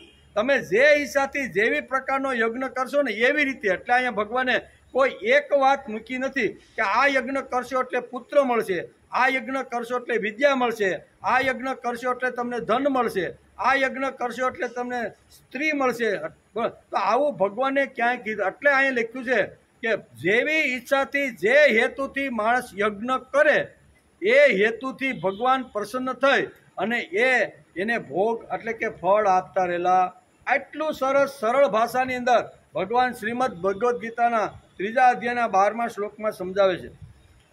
કયા ભોગ હોય એટલે ભગવાન આપને આપે. કહેતા ને માણસને ઈષ્ટ શું તે તમારી કક્ષા એટલે કે સ્ટાન્ડર્ડ ઉપર નક્કી દે. આપણે કયા હેતુથી યજ્ઞ કરીએ છીએ ને બરોબર, એ આપણને જ ખબર હોય એમ કે ભાઈ મારો યજ્ઞ કરવા પાછળનો હેતુ શું છે. તેથી કોઈને પૈસા વહાલા હોય તો તે પૈસાને માટે યજ્ઞ કરે અને યજ્ઞથી તૃપ્ત થયેલા દેવતાઓ ત્યાં એને ભગવાનના ધનના ઢગલા કરી. જે હેતુથી માણસ યજ્ઞ કરે બરોબર ને, તો એ હેતુથી ભગવાન એને આ ફળ આપે છે. તેથી કોઈને પૈસા વહાલા હોય તો ઈષ્ટ એટલે કે ઈષ્ટ ભોગ તરીકે તેમને પૈસા મળશે. કોઈને કીર્તિ વહાલી હોય તો એને કીર્તિ મળે. ભાઈ યજ્ઞ કરે 3 દિવસ સુધી બધાને જમાડે, બધાનો ખર્ચો બધો એકલો પોતે ઉપાડે બરોબર, બધું જે કાંઈ હોય ને 2-5 કરોડનો ખર્ચો કરી નાખે એટલે કીર્તિ મળી ગઈ કે નહીં. હું જે યજ્ઞ કરું છું એમાં મને કીર્તિ મળવી જોઈએ. તો કીર્તિને હિસાબે યજ્ઞ કરે તો ભગવાન એને કીર્તિ પણ આપે. વાહ થાય કે નહીં. લાઠીની અંદર તો બહુ સરસ મજાનો આવી રીતનો 7 દિવસનો એક યજ્ઞ થયો ને, ખૂબ સરસ થયો. કેટલા દિવસ?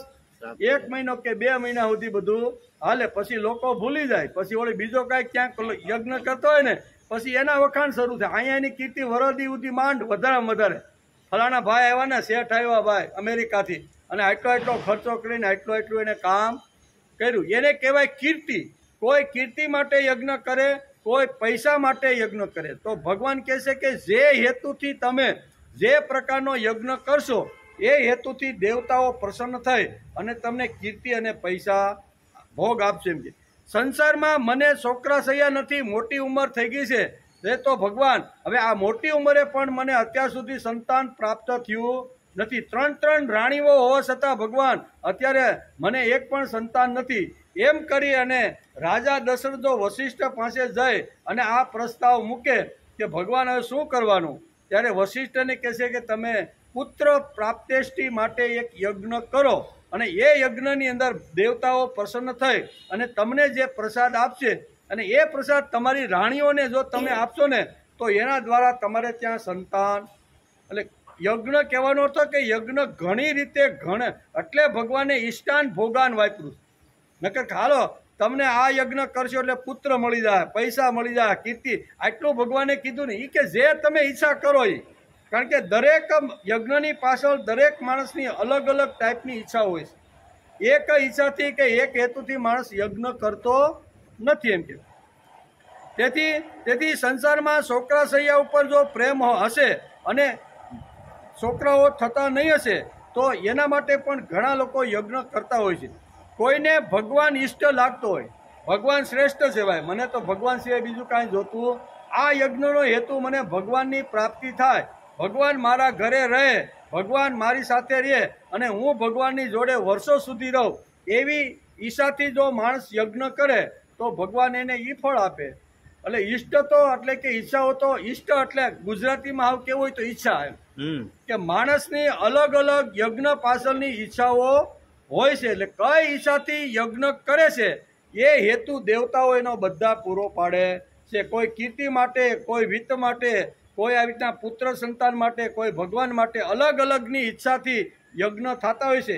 એમ શ્રીમદ ભગવદ્ ગીતાના આ 3 અધ્યાયના 12મા શ્લોકમાં ઈષ્ટાન ભોગાન્વિઓ દેવા દાસ્યતે યજ્ઞ ભાવિતા, જે ભાવથી યજ્ઞ કરે તે ભાવથી હું એને બધાની તૃપ્તિ કરું છું, એને સંતુષ્ટ કરું છું અને એની બધી જ કામનાઓ પૂર્ણ કરું. આટલું સરસ ભગવાને કીધું અને એ કહીને પાછળ એક લાલ લાઈટ બધાવી કે મેં આવી રીતના યજ્ઞ દ્વારા અથવા યજ્ઞ તમે કર્યો ને એનાથી મેં તમને જે ફળ આપ્યા છે ને, જે ભોગો આપ્યા છે એ ભોગો ફક્ત તમે તમારા માટે જો ભોગવશો ને તો બીજી જ લિસ્ટમાં કહી દીધું, ભૂંકતે સ્તેર એવ ચ, ભૂંકતે સ્તેર એ ચોર છે. કેવો ચોર છે એ આપણે પાણી પીને કરી, બરોબર ને વલ્લભભાઈ?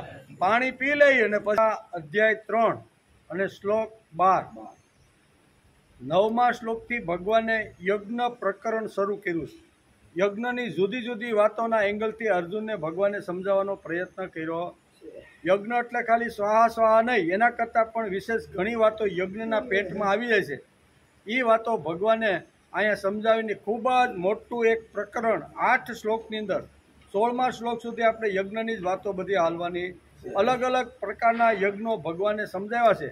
એ અલગ અલગ એંગલથી અલગ અલગ આ યજ્ઞો આપણે આપણી બુદ્ધિ પ્રમાણે સમજવાનો પ્રયત્ન કરીએ છીએ. તેથી આ શ્લોકની અંદર ભગવાને બહુ સરસ રીતે યજ્ઞનું મહત્ત્વ આપ્યું છે કે જે મનુષ્ય યજ્ઞ કરે અને યજ્ઞ કર્યા પછી યજ્ઞથી સંતુષ્ટ થયેલા જે દેવો છે ને એ દેવો માણસને ઈચ્છિત ભોગો આપશે.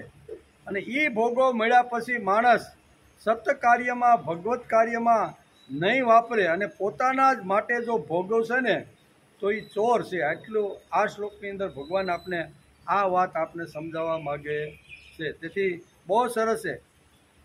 યજ્ઞ સત્કર્મથી, સદવિચારોથી થાય. યજ્ઞ એટલે ખાલી સ્વાહ સ્વાહ, એ તો આપણી દેવ પૂજા તો છે જ, એમાં કોઈ મીન મેક નથી, બરોબર? પણ એની સાથે આ 2 વાતો ભગવાને જોડી છે. યજ્ઞ સત્કર્મ માણસ જો કરવા લાગે ને તો એને પણ યજ્ઞ કહેવાય છે. સદવિચારો સમાજના અંતિમ માણસ સુધી કોઈ પણ સ્વાર્થના અપેક્ષા રાખ્યા વગર જો લઈ જવાનો પ્રયત્ન કરે તો એને પણ એક યજ્ઞ કહેવાય છે. તેથી જ્ઞાન યજ્ઞની વાતો પણ આગળ આવવાની છે.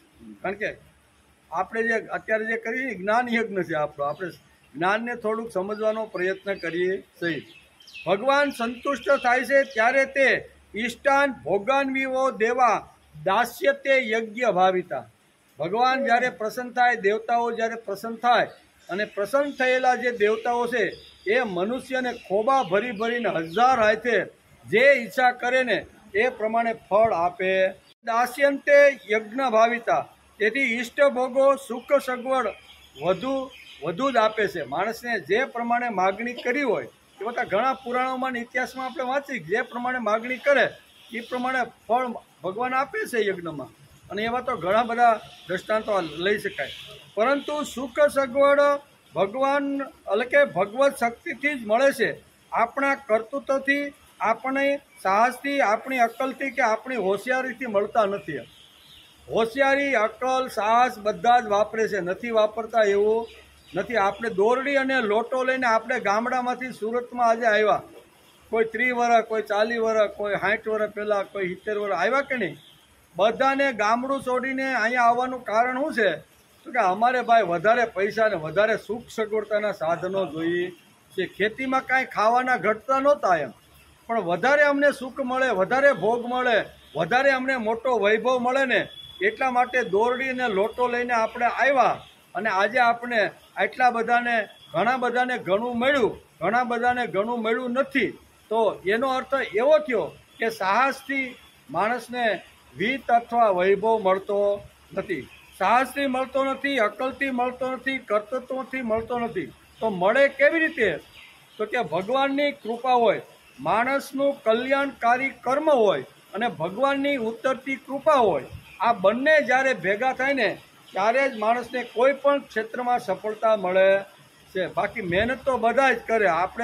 આપણે શું મહેનત? એટલે સાહસ, જે દરિયાની અંદર જે ફિશિંગ કરવા માટે જાય, અથવા આપણે મોટો આવી રીતનો સ્ટોર હોય ને એની અંદર 2-4 નોકરો કામ કરતા હોય અને કે ભાઈ 5 મણનો દાગીનો જા 3જા માળે ચડાવીએ, તો મહેનત તો આપણે કરતાંય વધારે કરે છે. પણ સાંજ સુધીમાં માંડ 200-300 રૂપિયા એને માંડ એને મજૂરી મળતી હોય છે. અને શેઠ તો થડા ઉપર બેઠા બેઠા ઓર્ડર મારે તો સાંજે 5000 રૂપિયા એમને કામી લે છે. બરાબર? તો કહેવાનો તો ખાલી મહેનત કરવાથી મળતા નથી, અક્કલથી મળતા નથી, ઘણીવાર પુરુષાર્થથી મળતા નથી. તો મળે કેવી રીતે? તો કે ભગવાનને આપણે સંતુષ્ટ કરીએ તો ભગવાન આપણા ઉપર ખુશ થાય આપણા કર્મથી, અને એને હિસાબે ભગવાન આપણે આ બધા ભોગો આપે છે. આપણા કર્તૃત્વથી મળે છે, આમાં સમજવું એક ખોટી વાત છે. માણસ હાથમાં માટી લે તો સોનું થાય, પણ ક્યારે? ઘણીવાર આપણે એમ થાય કે હવે આ બહુ ઓડકાર આવી જાય, હવે આપણે કમાવું નથી, પણ ક્યાં હાથ નાખે ને ત્યાં એને પાછું સોનું જ મળે. માટીમાં હાથ નાખે તો એને સોનું મળે. અનુકૂલે, એક શ્લોક છે સરસ કે અનુકૂલે જગતનાથે. જગન્નાથ એટલે ભગવાન જો અનુકૂળ હોય, જગન્નાથે અનુકૂલે સાનુકૂલમ જગત્ત્રયમ. જગતપતિ જો અનુકૂળ હોય અને માણસનો પ્રામાણિક પુરુષાર્થને પ્રયત્ન હોય તો ભગવાન સાનુકૂળ હોય તો માટી પકડે તો એમાંથી સોનું બની જાય. ભગવાન અનુકૂળ હોવો, અકલ વાપરે, સાહસ કરે, બુદ્ધિ વાપરે, આ બધું કરે. અને જો ભગવાન અનુકૂળ ન હોય તો બધું ઊંધું પડે. અને ભગવાન જો એની સાથે અનુકૂળ હોય તો શું થાય છે? ભગવાન અનુકૂળ હોય તો બધું આપે ને આપે જ. ભગવાન સમજાવે છતાં પણ જો માણસ ભગવાન જોડે ભગવાનના કામમાં અથવા ભગવાનના વિચારો, સદવિચારોમાં જો આવી રીતનું સાઠ્ય કરે તો ભગવાન માણસને ફટકો માર્યા વગર રહેતા નથી. ભગવાન ફટકો મારી દે, ફટનારાનો મારે કે નહીં. અને ઘણાને ઘણી રીતે ઘણા એંગલથી માણસને ફટકા લાગતા હોય છે. તેથી એક બાપા પરમ દિવસે મને કહેતા હતા કે કહેતા હતા કે આજથી 40 વર્ષ પહેલાં એક અમારા ગામનો એક ભાઈ હતો, બરાબર, ખૂબ મહેનત કરે, ખૂબ પૈસા કમાણા, આન તેમ થયું. એને એમ થયું કે હવે 3 પેઢી સુધી તો મારી પાસેથી પૈસા ઓછા થવાના નથી. ત્યાં 30 વર્ષ પછી જોયું ને તો એ શેરીમાં હાલતો હોય ને તોય પડતો જાય. ભગવાને બુદ્ધિ ખેંચી લીધી. 30 વર્ષની અંદર અબજો કરોડો રૂપિયા કાયમાં, પણ 1 પૈસો એમાંથી કલ્યાણના માર્ગમાં એને વાપર્યો નહીં. તો ફટકો મારી દે ભગવાન, કાંઈ વાંધો નહીં. તું એમ કહેતો 3 પેઢી સુધી ખૂટશે નહીં, તો આ 30 વર્ષની અંદર તો તળિયું આવી ગયું. હવે ગામમાં તને પૂછતું નથી, હાથમાં લાકડીનો ટેકો લઈને જાશો, આ શેરીમાં જવાનું હોય ને નીકળશો, આ શેરીમાં તારી બુદ્ધિએ કામ કરતી નથી. એમ કે કોઈ હાથ પકડીને લઈ જાય તો આ શું થયું ભાઈ? કે કમાણો ખૂબ, પણ એ પોતાના ભોગ માટે એણે વાપરો. ભગવત કાર્યમાં 1 પૈસો એને 30 વર્ષમાં વાપરો નહીં. ભગવાને 1 ફટકો માર્યો એટલે બુદ્ધિ લઈ લીધી અને બધી સંપત્તિનો નાશ થઈ ગયો. આવું મને પરમ દિવસે એક બાપા કહેતા હતા કે આવું અમારા ગામમાં એક આવું બન્યું કે આવી રીતનું છે. તેથી ભગવાનનો ભાગ કાઢ્યા વગર જે ભોગવે છે તે ચોર છે. કેવો? ખાલી પૈસાથી જ ભગવાનનો ભાગ નીકળે એવું નથી. એમ ઘણીવાર આપણે થાય કે આપણી પાસે ક્યાં ભાઈ પૈસા છે, છોકરો માંડ 100 રૂપિયા મહિને વાપરવા આપે છે, હવે એમાં ગાડી ભાડાના માંડ થાય છે. તો એનો અર્થ એવો નથી કે માણસની પાસે સારામાં સારી બુદ્ધિ હોય, સારામાં સારી અક્કલ હોય, સારામાં સારું શરીર હોય, સારામાં સારી એની પાસે ઘણી બધી જ્ઞાનની વાતો હોય ને, તો એ પણ સમાજના અંતિમ માણસ સુધી લઈ જવાનો પ્રયત્ન કરે ને, તો એ પણ એક ભગવાનનો જ ભાગ છે. શરીર જે છે ને, એ શરીરને ભગવાનના કાર્યમાં ઘસાવે છે. ભલે એની પાસે સંપત્તિ કદાચ વધઘટ 2 દોઢિયા ઓછા હશે, પણ એ બુદ્ધિથી, અક્કલથી, પોતાની વિદ્યાથી, પોતાના શરીરથી એ ભગવાનનું કામ કરી શકે. ન કરી શકે એવું પણ નથી એમ કે. તેથી ભગવાનનો ભાગ કાઢ્યા વગર જે ભોગવે છે તે ચોર છે, અને તેને ફટકો પડ્યા વગર રહેતો ભલે ગમે તેટલો 2 વેચ ઊંચો હાલતો હોય, 30 વર્ષ સુધી ઊંચો હાલ્યો હોય કે મને કાંઈ થવાનું નથી, હું તો ભોગવું છું, મળેલી સંપત્તિ સુરતમાંથી લાવ્યો અને ગામડામાં બંગલો બાંધીને જલસા કરું. તો આમ એ 15 વર્ષથી કરતો હોય ને 16મા વર્ષેથી ધીમે ધીમે લક્ષ્મી કહેશે કે હવે પોટલા બાંધો ભાઈ, બરોબર ને. આને મેં જે હેતુથી, જે કામ માટે લક્ષ્મી એના ઘરે મેં મોકલી હતી, એ હેતુથી એ ભાઈ વાપરતો નથી, તો હવે આ ઘરમાં મારે રહેવાનું શું કારણ હે? નારાયણ વગર લક્ષ્મી રે?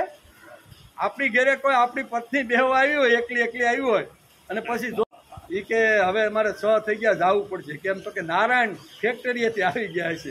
નારાયણ માટે રાહ જોવે કે નહીં? અને નારાયણ માટે જો કામ ન કરે તો ઓલી બેનને ઘરમાં કે બહાર બેવાનું કારણ શું? એમ કે કહેવાનો અર્થ કે નારાયણ વગર લક્ષ્મી રહી શકતી નથી. તેથી નારાયણનું નામ, નારાયણનું કામ, નારાયણનો વિચાર જે લોકો ફરતા છે ને, એ નારાયણની સાથે આની લક્ષ્મી આવે ને આવે. લક્ષ્મી ઘણા પ્રકારની છે, ખાલી 1.5 કાવડિયા મળે એ લક્ષ્મીની વાત નથી. બુદ્ધિની, એટલે કે બુદ્ધિની આવી રીતની જે બુદ્ધિ છે, સારો ભાવ છે, સારો પ્રેમ છે, સારા છોકરાઓ છે, સારું ગૌધન છે, સારી જમીન છે, સારા પડોશી છે, આ બધું ધનમાં આવે. કેવું? આપણે વેદ વાંચીએ ને તો વેદની અંદર એક શ્રી સુક્તમ નામનો આખો ડિપાર્ટમેન્ટ ભાગ છે. એની અંદર કઈ ટાઈપની લક્ષ્મી છે ને એનું વર્ણન વેદોની અંદર કર્યું છે. કે ખાલી તમારી પાસે 1.5 રૂપિયા આવી ગયા, 1.5 પૈસા આવી ગયા એટલે વીત નહીં, કરન્સી આવી એટલે રૂપિયા નહીં, પણ તમારે ત્યાં ભગવાને સુંદર મજાના સારા સંસ્કારી અને કહિયાગ્રા જો દીકરાઓ તમને જો આપ્યા હોય ને, તો આ પણ એક મોટી સંપત્તિ છે. કહિયાગરી અને પતિવ્રતા સ્ત્રી જો આપી હોય ને, તો સમજી લેવાનું કે આ તમારી સંપત્તિ છે. ઘરની અંદર અથવા ગોઠાની અંદર સારામાં સારા પશુ હોય અને બહુ સારી રીતે દૂધ આપતા હોય, ટાટિયા બાંધ્યા વગર, તો સમજી લેવાનું કે આ અમારી સંપત્તિ છે. ને કે ટાટિયા બાંધો રે, પીલો રે, 2 દોરડા આમ ખેંચે, પછી એનું દૂધ દોય, તો આ બધું જે આપણને મળે છે, એમ આપણો ભાવ છે, આપણો પ્રેમ છે, આપણી અંદર રહેલી જે ભાવના છે ને, આ બધાને અહીં સંપત્તિ કીધી છે. ખાલી પૈસા મળે એ સંપત્તિની વાત શાસ્ત્રકારો કહેતા નથી. આ બધી જ સંપત્તિ છે. સારામાં સારો ભાવ હોય ને ઘરની અંદર, તો એને પણ એક સંપત્તિ કહેવાય છે. ઘરની અંદર વૃદ્ધ જો મા બાપ હોય ને, તો એ તો મોટામાં મોટી સંપત્તિ છે, એમ આપણું શાસ્ત્ર કહે. ઘરની અંદર વયોવૃદ્ધ માણસ જો બેઠા હોય ને, તો યુવાન દીકરાએ સમજી લેવું જોઈએ કે આ ભગવાને આપેલી મોટામાં મોટી સંપત્તિ મારી પાસે છે. ખાવાનું કદાચ એકાદ બે પદાર્થ ઓછા વધતા હોય, એ તો આપણી કમાણી ને આપણા મહેનત ઉપર બધો આધાર છે, પણ આ જે વાતો છે ને, એને બધાને સંપત્તિ કીધી છે. સરસ મજાનો આવું બધું એને સંપત્તિ. તેથી અહીં કહે છે, અહીં ભગવાન કહે છે કે તેથી 3જા અધ્યાયના 12મા શ્લોકમાં ભગવાન કહે છે કે જે લોકો ખરેખર પ્રભુનું કામ કરવાવાળા છે, તેમને ભગવાન ઈષ્ટ ભોગો આપે જ. વહેલા મોડું થાય, કદાચ ગત જન્મનું ખરાબ કર્મ લઈને આવ્યા હોય અને અત્યારે પુરુષાર્થ કરી, યજ્ઞ કરી, સારા કામ કરી, તો પણ ઘણીવાર અગવડ માણસને હોય ને, જાતિ નથી આલી. ખાલી અગવડ જાતિ નથી. 30 વર્ષથી સુરતમાં આવ્યો પણ જાતિ, પણ ભાઈ ગત જન્મનું આપણે લઈને આવ્યા હોય છે, તો એ જ્યારે પૂરું થાય પછી કાંઈક નવું આપણે જે ભેગું કર્યું હોય એનું ફળ મળે ને. જૂનું તો પહેલાં ભગવાને બધું ઉકેલવું પડે કે નહીં? એટલે ઘણીવાર આપણે પણ ખેડૂતના દીકરાને ખેતી કરીને બધા આવી છીએ. જૂના કાળમાં સંગ્રહ કરવા માટે કોઠી બનાવતા, મોટી ગારાની, બરોબર ને? એ ગારાની કોઠી હોય, આખું વર્ષ આપણે અનાજ ખાઈને, એ માટે એની અંદર આપણે જુવાર હોય, બાજરો હોય, ઘઉં હોય, જે કાંઈ જે સિઝન આવ્યું હોય ને, એ સિઝનનું અનાજ આપણે એમાં ભરી દઈએ, અને નીચે એક સરસ મજાનું ફાંડું રાખ્યું હોય, ત્યાં ડાંટો મારી દઈએ. જેટલા ઘઉંની જરૂર હોય એટલે આપણે ઘઉં કાઢીને પછી 2 પાલી દળાઈ, આવું થાય કે નહીં? હવે સમજો કે નાનું એવું ઘર હોય, માંડ માંડ એકાદ બે કોઠી હોય અને બીજી કાંઈ અનાજ નાખવાની કાંઈ ન હોય ને અડધી કોઠી ખાલી પડી હોય અને ઉનાળામાં બાજરો આવે તો શું કરવાનું ભાઈ? તો અડધી કોઈ બીજે નાખવાની સગવડતા તો નથી, પણ બાજરો હાંસવો ખૂબ જરૂરી છે. કારણ કે એ બાજરો તો અમારે બહુ જોઈએ, શિયાળામાં તો અમારે રીંગણા સાથે ખાવો જ પડે, બરાબર. એટલે તો શું કરે, તો કોઠીનું ઢાંકણું ઉંચકાવે ને અડધી કોઠી જે ખાલી બીરી છે એમાં બાજરો નાખે. બાજરો આમ નાખતો હોય, તબલ રેડતો હોય અને નીચેથી ઓલો કોઈ મારા તમારા જેવા નવા કોઈ ઘેરે બેસવા હોય ને એને બેનને જરૂર હોય એટલે ડાટો ખોલીને એ ઘઉં કાઢતા હોય તો ઓલો ભાઈ વિચાર કરે છે કે તમે ઉપરથી તો બાજરો નાખો છો, આ નીચેથી ઘઉં કેમ આવે છે? એ ભાઈને ખબર નથી કે અડધી કોટી ઘઉંની આ ભરી છે. ત્યાં સુધી તમે ઉપરથી ગમે એટલું નાખશો તો નીચે શું નીકળશે ભાઈ? ઘઉં જ નીકળે. એટલે ઓલો ભાઈ પૂછે છે કે આ ઓલો તમારો દીકરો ઉપરથી તો બાજરો નાખે છે અને આ અમારા માળી છે એને દળવું છે એટલે આ દાંટો તો અહીં તો ઘઉં નીકળે છે. ત્યારે એ ભાઈને કહેવું પડે કે ભાઈ અડધી કોઠી અમારી જે પૂર્વની છે ને એ પડેલી હતી, ખાલી થાય ને પછી બાજરો આવશે. એવું આપણા કર્મ ઘણીવાર આપણને એમ થાય કે હાલું અમે તો સત્કર્મ કરીએ છીએ, અમે સારા કર્મ કરીએ, કોઈને નડતા નથી, કલ્યાણકારી વાતો બધું જ કરીએ છીએ, પણ છતાંય અમારે ત્યાં દુઃખ કેમ ભાઈ? દુઃખ ઘણીવાર પ્રારબ્ધથી મળેલા ઘણીવાર આવી રીતના દુઃખ આપણી જોડે આવતા હોય છે. એટલે હિંમત કોઈ દી હારવાની. ઘણા સત્કાર્ય ઘણીવાર 5-15 વર્ષ કરીને છોડીને વયા જાય. એ કે સારા કામ કર્યા પણ અમે 2-5 થયા જ નહીં. શું કે કેટલી વાર અમે મંગળાથી શરૂઆત કરી અને અહીંયા શયન સુધીના બધા જ દર્શન અમે કોઈ દી મૂક્યા નથી. બસ પૂગી જ જવાનું થાય એટલે, બરોબર. અને છતાંય અમારે ત્યાં આટલું કેમ, આવું કેમ? ઘણીવાર આવા પ્રશ્નો થાય તો એ લોકોએ શ્રીમદ ભગવદ્ ગીતાનો આધાર લઈને સમજી લેવું પડે કે ઇષ્ટાન ભોગાન્યો દેવા દાસ્યંતે યજ્ઞ ભાવિતા. ભગવાન તો આપે છે પણ પૂર્વજન્મનું આપણું કાંઈ હોય તો એ હરભર કરવું પડે કે નહીં? એટલે આવી રીતનું ઘણીવાર થાય છે. ત્યાં કહે છે કે અનંત હસ્તે, બીજી એક વાત છે કે અનંત હસ્તે કમલા વરાને દેતા કીર્તિ ફેંસલી તો કારણે અનંત હાથે ભગવાન આપવા લાગે તો 2 હાથ કેટલું પકડી શકશે ભાઈ? અનંત હાથે ભગવાન જો આપવાની શરૂઆત કરે તો 2 હાથ પણ આપણા ટૂંકા પડે છે, પણ અનંત હાથે ભગવાન જો લેવાની શરૂઆત કરે તો 2 હાથ આપણા કાંઈ એને પકડી રાખે એટલા કાંઈ પકડવામાં સફળ મળશે. 2 હાથે કેટલો 1000 હાથવાળો લેવાનું જ્યારે ચાલુ કરે ત્યારે 2 હાથવાળો કેટલું ખેંચી રાખે? એટલે પછી 30 વર્ષ પછી રોડ ઉપર આવી જાય કે નહીં? પછી ભગવાન બુદ્ધિ ખેંચે, ધન ખેંચે, સારી સારી આવી રીતે સમાજમાં કીર્તિ 30 વર્ષ પહેલાં મેળવી હોય એ બધી કીર્તિ પણ જાય, બધું જાય કે ન જાય? શા માટે? તો કે જે વખતે મને જે ભગવાને ભોગો આપ્યા હતા એને ન આપીને મેં મારા માટે જ ભોગો વાપરા ભાઈ. એટલે મારા માટે વાપરા હોય તો પછી કોણ આપો? એટલે એમ ભગવાન પણ આવી રીતના ફટકા મારે, કોઈની બુદ્ધિ ખેંચી લે, કોઈના છોકરાને વચ્ચેથી ઉપાડી લે, કોઈને ઘણી વાર આવી રીતનું શું કહેવાય ફેક્ટરી ઘણાને નુકસાનમાં આવે ને બંધ કરાવી દે. ઘણું થાય કે ન થાય? ઘણીવાર ઘણી રીતે ભગવાન ફટકા મારીને લેવાનો પ્રયત્ન કરે. શા માટે? તો કે ભગવાને આપેલા ભોગો ભગવાન માટે નહીં વાપરતા પોતાના જ માટે જે વાપરે છે ને આ બધાના ભોગો ભગવાનને ખેંચવા, ભગવાન 1000 હાથથી ખેંચવાની તાકાત પણ જેમ 1000 હાથે આપે છે તેમ 1000 હાથે લેવાની પણ એની અંદર તાકાત છે એમ કે છે. તેથી અહીં કહે છે અનંત હાથે ભગવાન આપવા લાગે તો 2 હાથથી માણસ કેટલું પકડી રાખે? વૈભવ મળવા લાગે તો 4 બાજુથી મળે. આપણી પાસે 2 જ હાથ છે તો 2 હાથથી આપણે કેટલું સંગ્રહી શકશું? ભગવાન ચીડાઈને જઈને આ શ્લોકમાં એક વાત ચીડાઈ પણ ગયા. શું છે? બીજી લીટીમાં ભગવાન, પહેલી લીટીમાં ભગવાન સાથે સંબંધ બાંધો, ભગવાનના કામ કરો તો ભગવાન કે હું કેવી રીતનો તમને ભોગો આપું છું એની વાત કરી.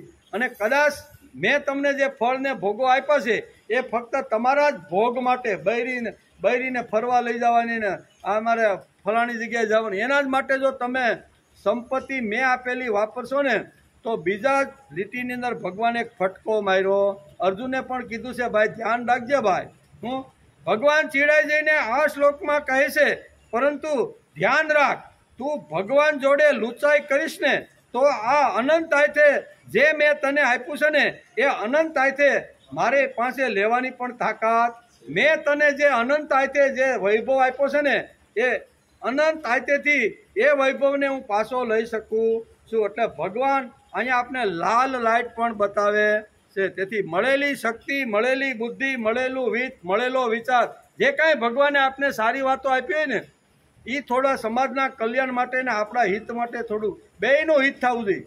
તેથી ભગવાને કાંઈ બાવો બનાવવાની વાત કરી. આમ આ શ્લોકમાં બાવો બનાવવાની વાત, ઈષ્ટાન ભોગાન્યો દે દાસ્યંતે યજ્ઞ ભાવિતા, તું જે કરે એમાંથી થોડો ભાગ તું મને અર્પણ આપ. ભગવાને બધોય ભાગ માગ્યો ના ના, મેં એ યજ્ઞની અંદર તે યજ્ઞ કર્યો ને સફળ થયો એટલે એ યજ્ઞમાં મળેલું બધું મને પાછું અર્પણ કર. આવું ભગવાન બોલતા નથી. ભગવાન કોઈને સમાજમાં બાવો બનાવવા નીકળ્યા જ નથી. બાવાને પણ કીધું કે ભાઈ તારે સંસારમાં રહેવાનું. ભગવાનનો ફટકો લાગે તો કારખાનું બંધ પડી જાય. શું થાય? પહેલું શું થાય? ભગવાનનો ફટકો લાગે તો અમારું કારખાનું બંધ પડી જાય. ભગવાનનો ફટકો લાગે તો કપાસને ઈયળો ખાઈ જાય. શું થાય? આ ભગવાનના ફટકા છે બધા. ભગવાનના ફટકા લાગે તો અહીં તો લાંબુ લાંબુ વર્ણન છે. ભગવાનના ફટકા કાંઈ ડાયરેક્ટ ભગવાન કાંઈ લાકડી લઈને આવતો નથી, પણ આપણા ધંધામાં, આપણા વ્યવહારમાં આપણે જે કાંઈ નાના મોટા કામ કરી છે ને એની અંદર આવી રીતની એક વાત ઊભી થઈ જાય કે ભાઈ ઈયળો હાલ્યા, અરે કપાસ એટલે કપાસ. હો ભાઈ, હું આ 2 મહિના પહેલાં ગયો ને તે કડે હતો ને ઝીંડવા ને ફૂલ એટલા બધા હતા ને, અરે અમને એમ થયું કે આ વખતે 30 મણ તો પાકતો છે. અને પછી આજે ફોન આવ્યો ને હાલો, ગઈકાલે જ ફોન આવ્યો ભાગ્યાનો, એ કે ઈળું આટલી આવી છે, ગમે તેટલી દવા છાંટી છે ને બધા ઝીંડવામાં ઘરી ગઈ છે. ઝીંડવામાં ઘરેલી ઈળ મળતી, આખા ખેતરને પીળું પીળું કરી દીધું. એ કે હું આ શું કહેવાય? આ ભગવાનનો ફટકો. 2 મહિના પહેલા તો કહેતા હતા કે ભાઈ 30 મણ તો આમાં ખુશ થતો ધોતી પહેરીને પાછો સુરતમાં આવી ગયો કે ભાઈ વાહ રે વાહ 30 મણ તો આજ આપણો થવાનો. પણ સમાચાર આવે કે ઈળો આવી ગઈ. ભાઈ હું કોને મોકલી ઈળો? ભાઈ ભગવાન મોકલે. ભગવાન કે ફટકા તો મારી પાસે, તું ભાઈ જો પ્રેમથી મારા માટે કામ નહીં કરે ને તો ઘણી રીતે ફટકા આપવાનું મારી પાસે ઘણા બધા એવા ખિસ્સા ભર્યા છે ને, એમાંથી એકાદો ફટકો મોકલી આપું. એટલે કે ભગવાનનો ફટકો લાગે તો કારખાનું બંધ પડી જાય. ભગવાનનો ફટકો લાગે તો કપાસમાં ઈયળો આવી જાય. ભગવાનનો ફટકો લાગે તો ભાઈ 2 મહિના પહેલા ગયો ને એટલા બધા હુયા બહુ સરસ હતા ને, બહુ સરસ એમ, પણ એટલો બધો વરસાદ પડ્યો એટલે બોગડા થઈ ગયા. કે આમાં તો 30 મણ તો અમારે માંડવી થાય ને મગફળી 30 મણ તો પાકી જ એમ કે બરોબર, પણ એ બધા જે હતા કેવા થઈ ગયા? બોગડા થઈ ગયા. 10 મણ થાય તો સારું હોય છે. આ ફટકો છે કે નહીં? આવા યાદ કરીને તો ખૂટે એમ જ નથી. એવા ફટકા ભગવાન મારે એમ, બરોબર ને? જો ભગવાન માટે, અને અત્યારે આપણે ના ના અમે તો કાંઈ કરતા નથી, ભગવાનનું કામ કરતા નથી નામ લે, તોય ભાઈ તારું પૂર્વજન્મનું મજબૂત કર્મ લઈને આવ્યો છો ને એટલે ગમે એટલા ગાંડા વધોડા કરીશ ને ભાઈ, ભગવાનને નહીં માન, ભગવાનને માટે ગમે તેમ બોલીશ, ભગવાનની વિરુદ્ધમાં ઊભો રહીશ ને તોય ભગવાનના બાપને આપ્યા વગર છૂટકો. બેંકમાં આપણે જઈએ બરોબર ને, 1 લાખ રૂપિયા આપણે એમાં પડ્યા હોય અને પછી આપણે એમ થાય કે હાલે 50,000 રૂપિયાની જરૂર તો છે જ, એટલે આપણે જઈને 50,000નો ચેક લખીને આપણે કાઉન્ટર ઉપર આપી, ફરતો મેનેજર પાસે આવે, બધું જોવે, સહી જોવે, રૂપિયા જોવે, શબ્દો બધું જોવે અને કે ભાઈ ઓકે એમ કરીને પછી ઓલાને કે ભાઈ ચેક 50,000 રૂપિયા આપી દે કે નહીં? એને આરે ગમે તેવો સંબંધ ન હોય પણ તમારા બેંકમાં પૈસા પડેલા છે એટલે એ પૈસા આપે કે નહીં? અને એ પૈસા આપ્યા અને અડધો કલાક એને વાર લાગીને કાંઈક કોમ્પ્યુટર બગડ્યા અને પૈસા આપવામાં એ ભાઈને અડધો કલાક ઊભું રહેવું પડ્યું. મળ્યા ખરા પણ અડધો કલાક એનો ટાઈમ અહીંયા બેંકવાળા ખાઈ ગયા. પણ એ કાંઈ આવી રીતની ટેકનિકલના હિસાબે એ કાંઈક પેલું ટેકનિકલમાં કાંઈક આવે તો થાય ને. હવે તો એ થઈ ગયું છે, પહેલાં તો ગણીને આપી દેતા હતા, લે ભાઈ ઉપાડે. હવે તો તમારે કોમ્પ્યુટરમાં બધું નાખવું પડે, એ બંધ થઈ જાય અને પછી ઓલો ખીજાતો 20 મિનિટ થાય ઊભો છો. એ કે મેં ચેક આપ્યો એનો કેટલો સમયથી, એમ કરીને મેનેજર પાસે જાય. મેનેજર પાસે જઈને ન બોલવાના શબ્દો બોલે, આમ છે ને તેમ છે ને તમારી ઓફિસમાં આવું તમારું જનરેટર રાખવું છે ને ઘણી બધી સલાહો બધું આપવા લાગ્યો. પણ કામ તો થઈ ગયું, આવી ગયો પાછો. મેનેજર ક્યાં લેવા દેવા વગેરે મારી હારે એને સંબંધ બગાડી નાખ્યો. સંબંધ બગાડીને ભાઈ પૈસા લઈને અડધો પોણો કલાક પછી ઘેરે આવ્યા. 3જા દિવસે એને પાછી જરૂર 10,000 રૂપિયાની હતી એટલે બેંકમાં ગયો, 10,000નો ચેક લખીને આપ્યો. મેનેજર જોવે છે કે આ પરમથી બાંધીને ગયો હતો, એને અરે દુશ્મનનો અર્થ છે, પણ હવે 10,000 રૂપિયા લખ્યા છે, ખાતામાં તો 50,000 પડેલા છે, એના બાપથી ના પડાય? ખાતામાં પડેલા જ છે ભાઈ, અને એની અરે દુશ્મન, એને ગઈ 2 દિવસ પહેલા ગાળો આપીને ગયો હતો. એટલે ઓલો વિચાર કરે આને કેમ આ તો સહી બરોબર છે, પૈસા શબ્દો બધું જ બરોબર છે, તો શું કરવાનું? પાસ કરવો પડે કે નહીં? એમ આપણે ભગવાન અરે ગમે તેટલા સંબંધો બગાડીએ, ભગવાન કે ભાઈ તું તમ તારે ચેક મગ સમાજ પડ્યા છે એટલે મારા બાપથી ના પડાય, તમ તારે ભોગવે, પછી તો મારા ફટકા તારે ખાવાના ને ખાવાના. બહુ સરસ આ શ્લોક આપણે બહુ સમજવા જેવો છે. આ શ્લોકની અંદર તો મોટી ખોટ જાય, ગોગડા થઈ જાય, કપાસમાં ઈરું આવી જાય, કારખાના બંધ થઈ જાય, પછી ધંધામાં મોટી ખોટ જાય, માણસો વિશ્વાસઘાત કરવા લાગે. હીરાના બજારમાં થાય ને, 5 કરોડનું કોઈને પેકેટ આપ્યું હોય, બરોબર, મોટા દલાલને, પછી વિશ્વાસઘાત, ભાઈ હું આમ ગયો તો ને પડી ગયું, બરોબર, વિશ્વાસઘાત થાય કે ન થાય? જ્યારે ફટકા લાગે ને ત્યારે કઈ ભગવાન ડાયરેક્ટ હોટી લઈને તમારી પાસે નથી આવતો, એ ફટકા આવી રીતે મારે. કોઈ પણ રીતે ભગવાન કે કાંઈ વાંધો નહીં, જે હેતુથી મેં તને આ ભોગો આપ્યા છે એ હેતુ માટે તું વાપરતો નથી અને ગમે ત્યાં વાપરી નાખે છે, તો એ તારે ફટકા તો ખાવા જ પડશે. બેંકવાળા પણ ન તપાસ કરવા આવે. આપણે લીધી હોય ગાયો બાંધવા માટે, કે અમારે 2 ગાયો બાંધવાની છે અને અમારે 1.5 લાખની જરૂર છે, એટલે કે કાંઈ વાંધો નહીં, ગાયો માટે તો અમે લોન આપી છીએ. એટલે ગાયો માટે જો લોન આપવાની હોય તો પછી શું કરે? પરબારી આપે નહીં, પણ એની તપાસ કરે. ભાઈ આ જે ગામમાં રહે છે એને ખરેખર 2-3 જણાને પૂછે કે ભાઈ આ ખેડૂત છે, એની પાસે ખેતી છે, એ ગાય લઈ હગે એની તાકાત છે, આમ સર્વે કરે કે નહીં, કે પરબારી આપી દે?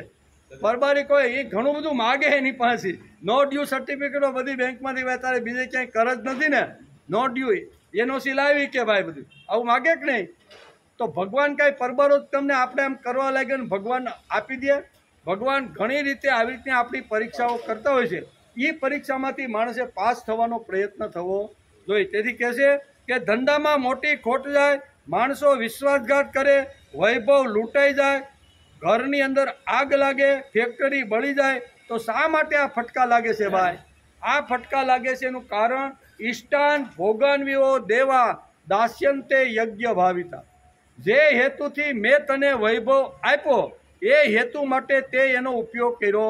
ગાય લેવા માટે 1.5 લાખ રૂપિયા જો લોન લીધી હોય તો 2 ગાયો લઈને બાંધી દેવી જોઈએ અને પછી ફોન કરવો જોઈએ કે મેનેજર સાહેબ આવ્યો અને જોઈ જાઓ મારી પાસે ગાયો આવી ગઈ છે. અને એ અઠવાડિયા પછી મેનેજર પાછા તપાસ કરવા જાય, ઓલા ભાઈ ગાયના બિલ તો આપી દીધા હોય અધરો અધર ત્યાંથી લઈ આવીને, બરોબર, અને ઘેરે ગાય ન હોય તો જે હેતુ માટે એને લોન આપી છે એ હેતુ એ ખેડૂતે ઉપયોગ કર્યો નથી, તો એ માગણી કરી શકે. ભાઈ મેં તમને જે હેતુ માટે તમને પૈસા આપ્યા હતા, બરોબર, એ હેતુ ખીલે તો એ કંઈ ગાય દેખાતી નથી. ગામમાં પૂછે, પડોમાં પૂછે કે ભાઈ લુખો છે, એ તો ખાલી લોન લેવા માટે આ બધા ધંધા કરે છે, એ કે ખરેખર એને ગાય લીધી તો પછી દબાણ કરીને ગમે એમ કરીને એ પૈસા પાછા લે કે ન લે જ એમ ભગવાન પણ આવું કે છે. ભગવાન અહીં બહુ સ્પષ્ટ કે જગન્નાથ જે વખતે આવી રીતનો પ્રસન્ન થાય, યજ્ઞ કરીને જગન્નાથ જ્યારે પ્રસન્ન થાય ને ત્યારે જગન્નાથ 1000 હાથે 2 હાથવાળાને આપવાની શરૂઆત કરે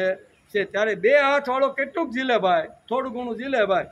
એકાદી મોટર હોય, એકાદો બંગલો હોય, એકાદું કેટલું ઝીલે તો કેટલુંક ઝીલે એમ.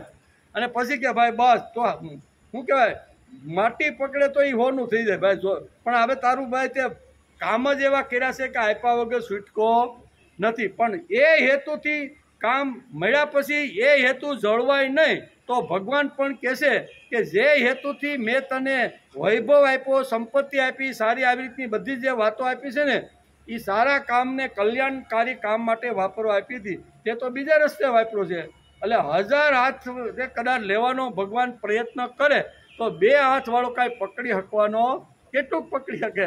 ખેંચી જ લે ભાઈ. 30 વર્ષમાં ગમે તેટલા ગોટાળા કરીને બધું હીરાના પૈડકા ખિસ્સામાં નાખીને કે પડી ગયું ને ઓલા આમ થયું ને તેમ થયું એમ કંઈ કદાચ આ બે તો બધું પ્રાપ્ત કર્યું છે.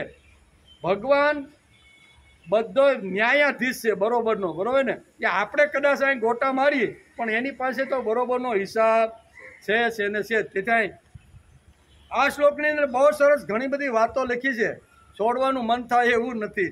કારણ કે તેથી જ ભગવાન કહે છે કે યજ્ઞ વડે પુષ્ટ થયેલા દેવતાઓ પણ તમને વણ માગે જે કર્તવ્ય પાલનની ઈચ્છાથી જે હેતુથી તમે યજ્ઞ કરશો ને એ હેતુથી ભગવાન તમને સંપત્તિના ઢગલા તમારી પાસે કરીએ.